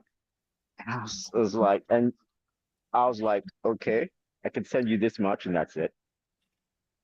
And she keeps on asking me for more than I can actually deliver. And I said, I can't deliver that. I don't have the capacity to do that right now. And I keep on reiterating it to her while she's making all sorts of plans, sending me plans and deals like that. So I'm getting this information, and then she starts demanding for the promised cash, which I did not promise. And I'm like, oh my God, what am I doing here? Where am I going with this? And seriously, it really got me upset because I'm going back to dealing with the same thing that I had dealt with before. And I'm saying to Senator, you have not changed. You think the world has to rotate around you. It does not. You cannot demand it to do things just because just because you are who you are. It just doesn't happen that way. You know. And I want to say that back to her. And I say, did you feel the same kind of thing when you went to see your mom and when you went to see your dad? Did you also demand the way you're demanding right now? Was there any connection? You know, uh, well, let's just say that things just went badly when she went back home, and it just ended up with her coming back. And I'm not so sure why she came back, because I was telling her being at home is much better. You need to recover from there. You need to rejuvenate, etc., etc. And that was the place where all things positive can happen. But no, no, no, no. She was adamant all things positive were not going to happen there, and she retaliated against everything that was being presented. What kind of DEI do you have to be, or what kind of emotional intelligence do you have to have in order to take this on, or to say, things are going to be all right, or how do you cover this? So I ended up being pissed off. I'm still trying to get as calm as to keep my calm while she's doing all of this. And it's been like that the whole entire day, ramping up, going down, ramping up, going down, to the extent that I have to say, I'm getting these phone calls and saying, no, I do not want, and I'm thinking in my head, I don't want you to call me to tell me this. I'm in the middle of a meeting. I got to do this, making up all types of ridiculous excuses just because I do not want to have a conversation. Because I know where it's headed and I do not want to explode. I hear you. I love DI? you. I love the fact that you always bring a real thing for us to deal with, Michael. Look, Ty says, block your ex and move forward. That's a bit harsh. A bit harsh. It depends what your relationship is, I suppose, Michael. Here's now. If anyone else have a response for Michael, I'm gonna just jump in and agree with your friend real quick. And unless there's a child involved, yeah, that's what I was thinking. Yes, run. No, there is a child involved. If there's a child involved, then absolutely there has to find another route. But if someone's in that situation with no children involved, that's like a million red flags. Go to therapy.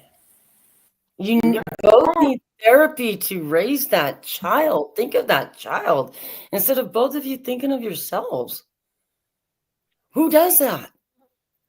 No, you ask her. Nothing. No, you tell her you want money. If you want money, guess what we're going to do? We're going to go to therapy to learn how to raise this child since we're not together anymore. And you keep thinking I need to give you more money. Well, we're going to go to therapy so we can do this and raise this child. And that's the way it's going to be. Or you need to go find someone else that's got more money than me and have another kid and get married. It's that simple. Let me say this one thing about social skills.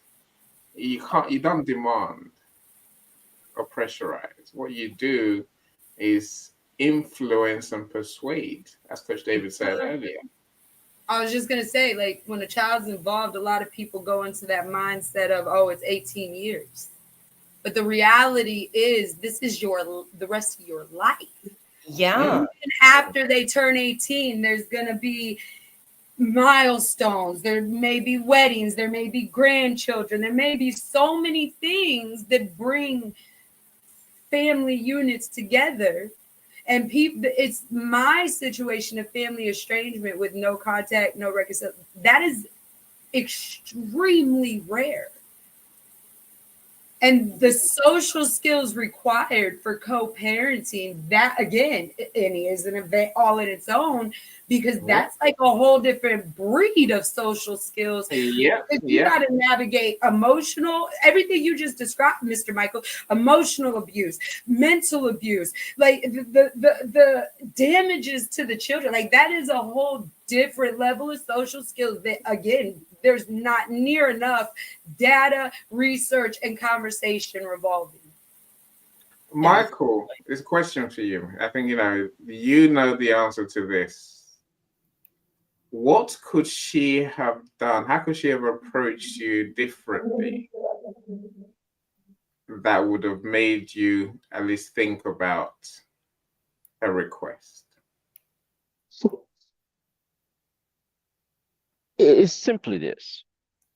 I recommended a solution. She didn't follow it. And the way I think about it is kind of like she should have just followed my solution. Can you meet in If the she middle? wants to argue with me about the solution and tell me that it's no good, blah, blah, I'm just going to tell her, look, yes, you can argue with me and all that stuff, but it's not going to change the fact that this is the better way. Or So that's what I think.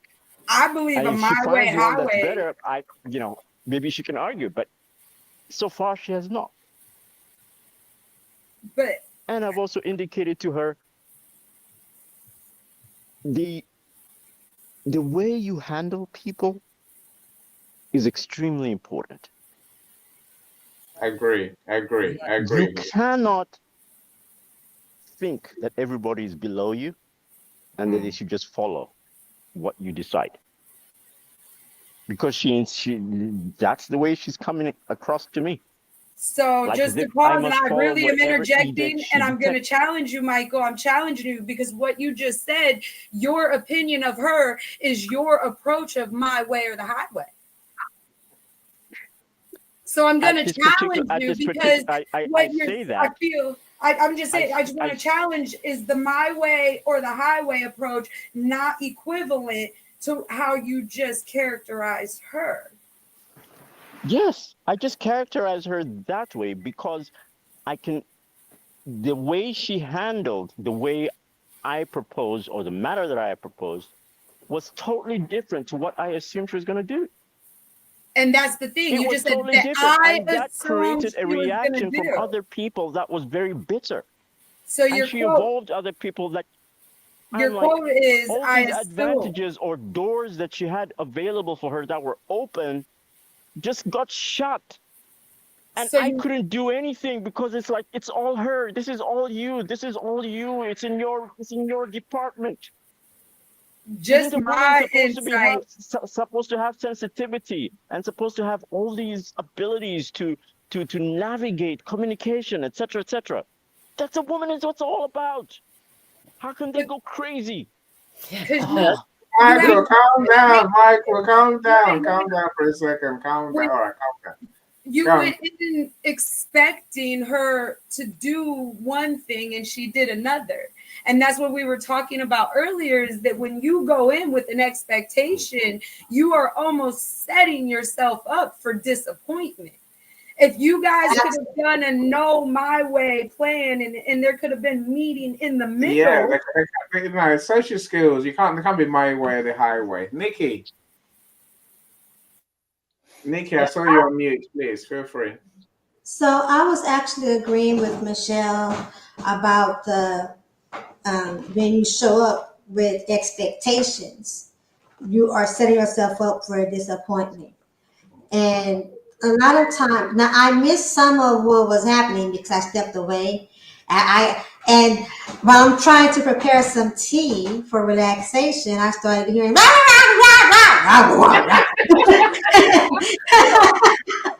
That's Michael and Michelle. It wasn't me. And but I caught up to Michelle saying, when you show up with expectations, you're setting yourself up for disappointment. And I think what a lot of people miss is most of the times when we set expectations on others, the expectations that we set are unrealistic. Exactly. Look, Or you wouldn't be setting them. Or I, you wouldn't be setting those stipulations. You want to right. do it your way. You can't do that. You My got to meet friends, it 50% because you guys have a kid. I agree. You have to meet halfway somewhere, right? I mean, you You know, can do it, but you're just going to it's not. keep Hold having on. these revolving cycles if you continue in that behavior with Yeah. those social skills. So just you're in that revolving door of repetition that you don't want. See, what we need is simply to develop the skills to foster collaboration and cooperation, because you must work together for the sake of the child. No, she Guess doesn't what? have any Oh, skills. I am That's- psychologically. I'm not gonna shoot her yet. Let me I'm introduce this to saying you. I'm Let me giving introduce this you to my you. I'm giving you my recipe, Michael, right? Go ahead. And your relationship needs to be built on trust, Yes. mutual respect, and that thing called communication. When I asked you what could she have done differently, you know, if I was talking to her, now I would say simply, you need to develop better communication skills and to find a way of talking to Michael that involves listening to what he thinks as much as you talking, but more listening than you talking, right? That's number one. You know, make a list, Michael, if you want to, if you care to, right? I'd love to make a list, but then I Team have to get over replay. the fear. Hold on. Yeah, team replays, that is true. Effective I've got to get communication. over the fear. No, look, let Because me tell you how people get I'll over tell the you fear, why. man. Let me tell you Michael. why. Because I literally fear her. I do not want to Yeah. be in the same room as her. I just At talked all. about building trust and your relationship. You know, without that, you're gonna keep having these dramas every time. I'm saying you can't. I have That's to not get to the that answer. point where I can actually think of saying I can trust this person. I I hate to- can't. I'm Well, having difficulty getting to that point. Go, Nikki. Can I say something? It honestly Hold on. sounds. Hold on. It's like Let's hear from Nikki. with Then I'll come her. to you. With her, it's like me arguing with my mom, Don't my do that. stepmom. You're never gonna win. Don't do And that. that's why, and that's how I've ended up. You know, I say, okay, she's just acting like my mom, because the way I feel is the way I felt with my stepmom at some point, Hold or on. many Let's points in my life. hold on, Michael. Hold on. Let's hear from Nikki. Let's hear from Michelle B. And then I'll continue with my recipe for the social skills that will get you what you want and get her what she wants. That's what social skills are. There's a simple formula, Michael. It's not rocket science. Not at all. Nikki, please talk to us. So, firstly, I'm wondering if this is a conversation that needs to stay live Exactly what I was going to say. for the world. I'm honestly, I'm not feeling like it is. I agree. I And think that the beginning gave good awareness, but it's sidebar. yes, so I'm glad I'm not the only one then. So, with that being said, I would like to motion that we actually pin this right here, pin where we're at, and maybe talk as a collective for everyone that's willing, because I'm definitely willing, behind the scenes. Yeah, this isn't anything for. I apologize to myself and to anyone else out there, but stuff like this is not It's for not the needed. world. It's good that it happened because Michelle, it's I'm gonna mute the you for a second. conversation. Hear from Miss Exactly. I'm fine with that. Great. Michelle. So let's pull the gloves off right now. Let's pull the gloves off. Yes. Let's let you two calm down. I Right? agree. I agree with Yeah. that. Everybody go to your corners. Michael, go to the red corner, and the X can go in the blue corner, right? Get in your corner, Michael. I'll sit there and be quiet, listen to you guys. No. That's it, Michael. No, I said when I said I like real life situations to deal with. This is it, right? Yeah, this is And it. please hear me out, all of you, and tell me whether you think this might work. Because this is the social skills recipe. It really is. There is one. All situations, but as Nick is saying, you both have to agree to take the gloves off and stop fighting. You need to communicate. You must find a way to work together. I'm not saying she gets what she wants. I'm saying just work together in a way that this is more about your kid than her, if you ask me. But that's between you and her, right? But like I say, now the recipe, Michael, is real communication, effective communication, where you listen to each other. That's number one. Number two, simply work on understanding how each other feel. Yes, you have your idea of her reaction, but how's she really feeling? And does she even know how you're feeling, really? If you don't understand how each other are feeling, you have no social skills in that sense. You have no empathy. You have no understanding of the other person's view. And in social skills, you must understand how the other person feels, right? Number three, Michael, you need conflict resolution skills. You need to handle conflict. Hold on, you need to handle conflict in a way that it does not destroy the quality of your relationship. You need to find a way to address your differences, Michael, without escalating the situation, without escalating the tension, the fighting, and damaging trust on both sides. There's a way to develop each of these, right? Yeah. Somewhere down the line, Michael, you two have lost your rapport, the sense of trust with each other. I'm not going to go into. I don't care how you've done that. I'm saying that's the fact, right? It's a fact. You need to build a great relationship that's built on trust. No relationship can carry on or grow or thrive unless you have rapport, unless you have that feeling that each of you has been authentic, understanding of each other, and consistent in your interactions. Right. The last one I'm going to say to you, Michael, is you need to work on your influence and persuasion skills. That's social skills in a nutshell. You need to find a way that you can influence and persuade each other in a way that's ethical and collaborative, cooperative, call it what you like, right? It's not about manipulating the other one. We talked about this for a lot today. It's about understanding each other's needs and then guiding the other one towards the shared goal. The shared goal here is not the money she wants, Michael. The shared goal here is the kid, right? There's also things that come into each of those 6 things I just mentioned. I'm saying, unless you find your way to do those 6 things, I don't know. Well, Nikki says, let's talk. I'm all for people. Of course, I'm all for all people talking. I really am.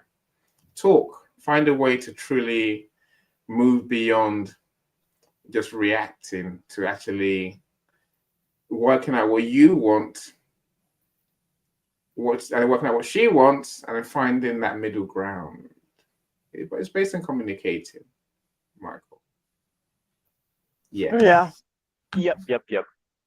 I guess I carry too much baggage in order to be able to stop myself from doing that. I guess I got to get rid of that baggage first. Yeah, I'm not going to stand here and say it's you, because I don't know you. I don't know you. I don't know her. I don't know your relationship. I'm saying, but if I was talking to her, I'd say exactly the same thing I just said to you. Yep. Exactly the same 6 things. Go and do those 6 things, and you suddenly find that you have a conversation, a real communication going on, which will help you to get nearer to getting what you want and her to getting nearer to what she wants.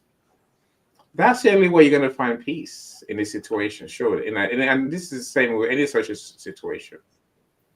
Win-win is the game that we're playing. Michelle, I'm sure wondering why, what now? Given that we didn't practice the win, now what's the game we're playing conversation? But this is the game you're playing. You have, you both have to win somehow. And that win is not material thing. That win is on an emotional, psychological level. I'll try that. We'll see how that goes. Good luck. And do meet with Nikki. So I'll leave the StreamYard open. You lot can talk away. I probably gotta get some food to eat. I'm not sure if Michelle's want to join, by all means. Michelle B, talk to us.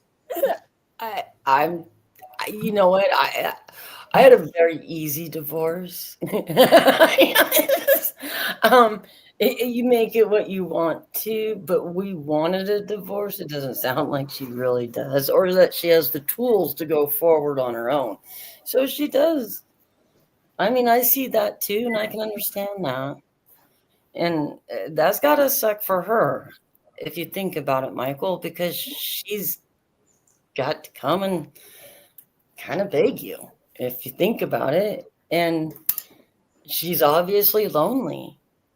You guys have a kid, and that's hard. And you got to put both of your life to the side and honestly say, our lives don't matter. That little one right there does. And that's what we had to do. And at no point, even he will tell you, she doesn't bother me, I don't bother her, Yes. We don't even have to talk, actually. He will, when our daughter was younger, when she was the last one here, and he would fly back into the States, he'd be like, hey, I'm in the States. And that's all he would have to say. It wouldn't be hello or anything like that. We didn't need that. And he would already have a plane ticket paid for and ready for her at the airport. And I would just automatically take her there, and she would go to the East Coast. It was always easy peasy. But I mean, we had to come to an understanding, and especially, I hate to say this, me, because women, we all have hormones, and when we get hurt, we want to hurt the person we love, not anyone else, only the person we love. And that's what we do. And luckily I realized that a long time ago, so I've never done it to my exes. But let me tell you something, I've seen a lot of women do it, and it's very easy to do. I've caught myself thinking about it a couple times, just going, ugh, but then I'm just like, well, why am I even worried about it? He doesn't even live, or it doesn't even affect me. And when it came to money, honestly, I know everyone's about child support and everything like that, but he needed to build his life, and I needed to build my life. And so we both just paid for the kids. When the kids needed something, I'd be like, hey, yo, I can't pay for this now. And he would buy it and actually send it to the house. And that way it was like he was so much more involved, even though he was out to sea. Like, I never bought my daughter dolls because that was always her dad and hers things, and we had to go around and do things like that. Did he make more money than me? Of course he did. Did he ever flaunt it in front of me? At no point did he. Ever. But our daughter always came home with new clothes, plants, everything like that, whatever she needs.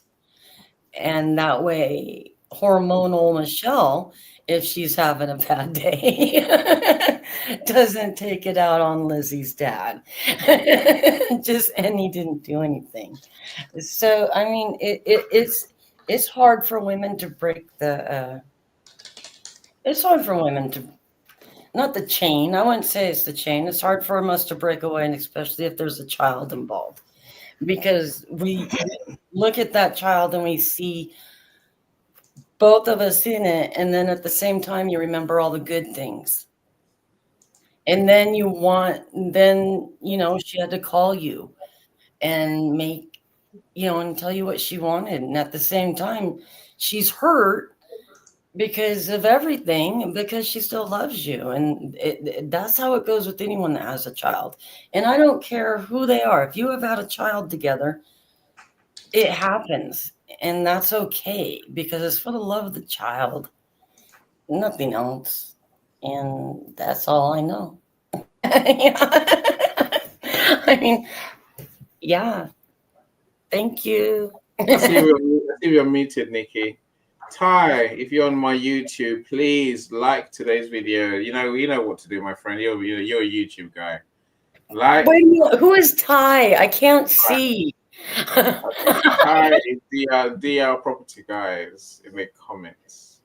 Oh, Yeah. see, Is a real estate agent in the Dominican Republic. It's more than a real estate agent. He's one of my true best friends, and I'm gonna go on holidays again. I'm gonna spend time with him and his family. Any of the wizards' friends. Hello. Yeah, I've been trying to get him here all this time, but they don't come along. But Ty's here today. I'll take that. Nikki, you've unmuted.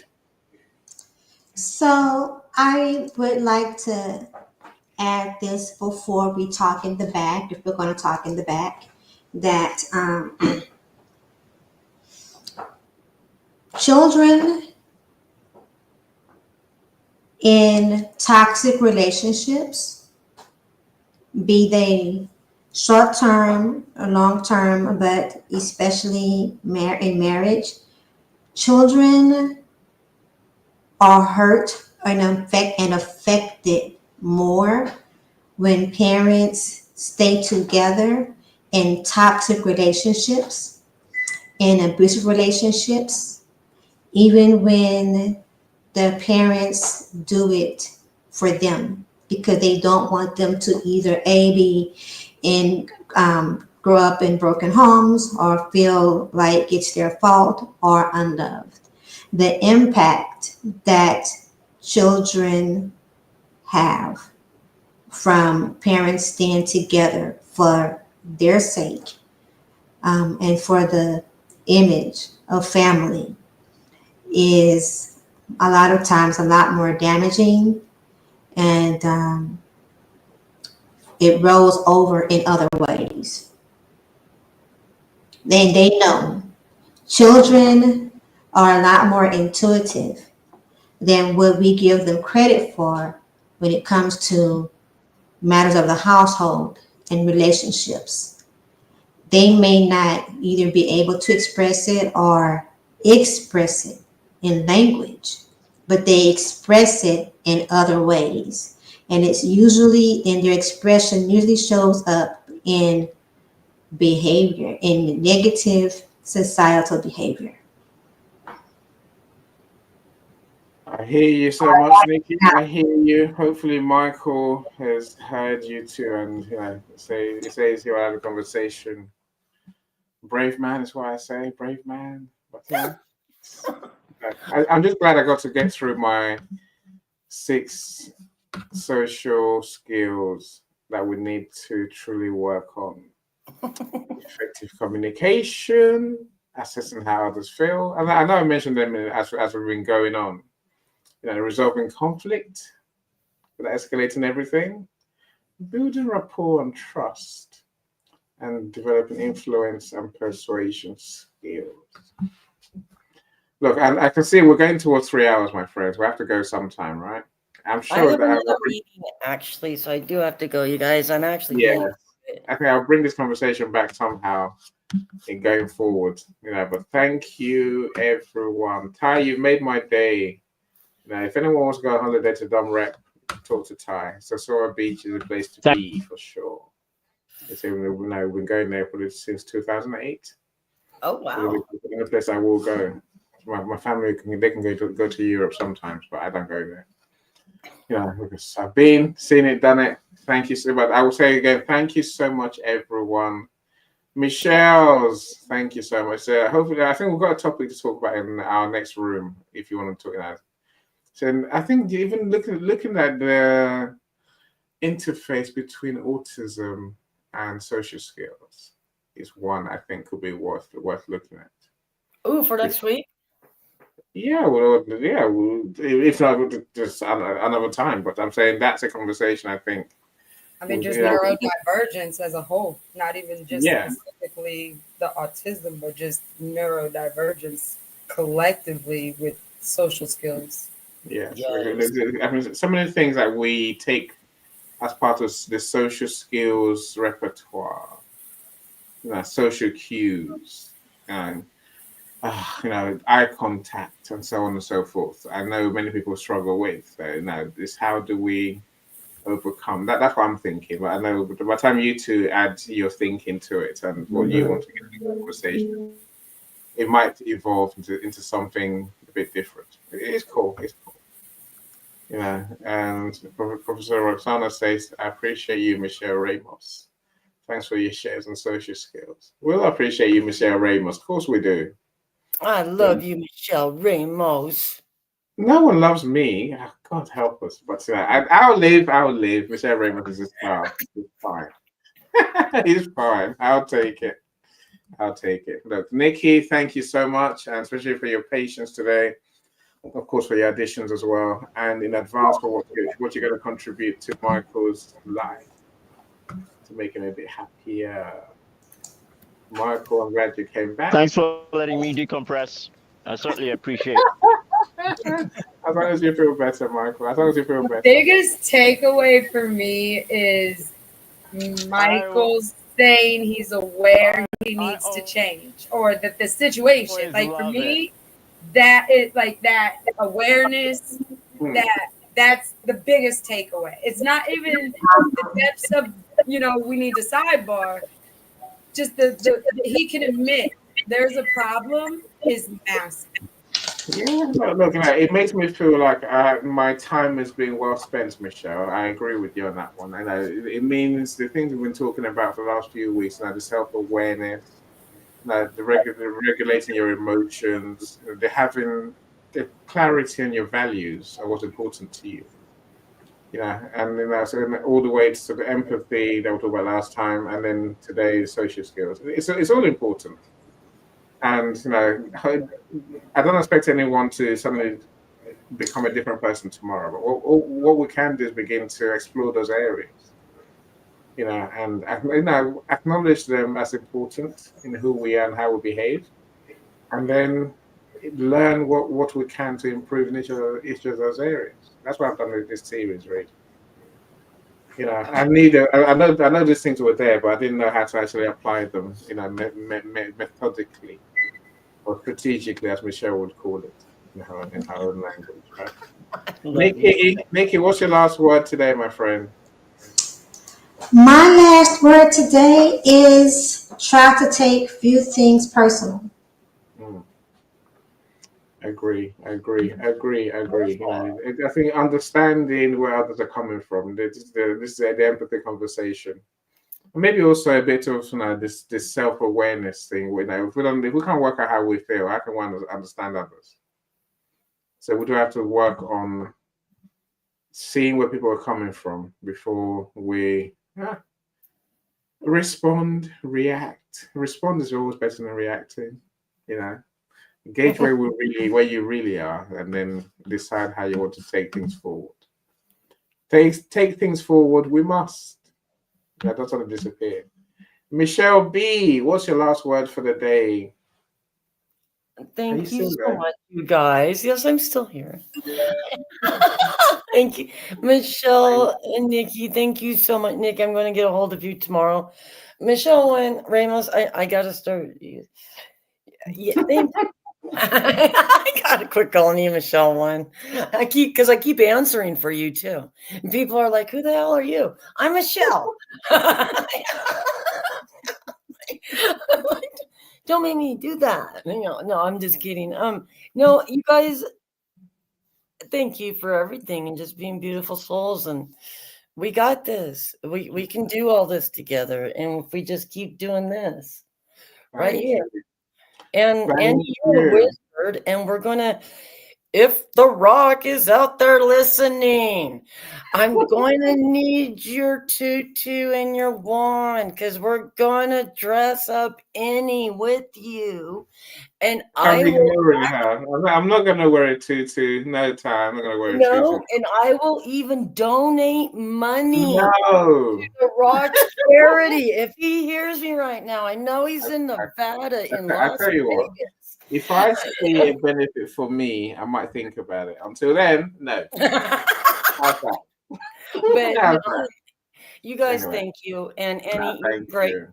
You're a great guy for doing all this, and you know what? You are a wizard for being the mental health wizard. Is what you are. Thank you for being legends in my life, and I don't know, especially in my work as well. Michelle, we got work to go and do. Michelle, we got content to create, right? I got meet the client, so don't shrug your shoulders. You got work to do. Anyway, we'll talk later. Bye, everyone. Bye, you guys. Love you. Thank you. I probably want to talk about this e-language, e-body language in 2 weeks' time. I'm fascinated with what it is. So bye, everyone. Bye, everyone. Bye. Bye. She's success with global.media.com and celebrate it with the without champagne or rum. She's success with global.media.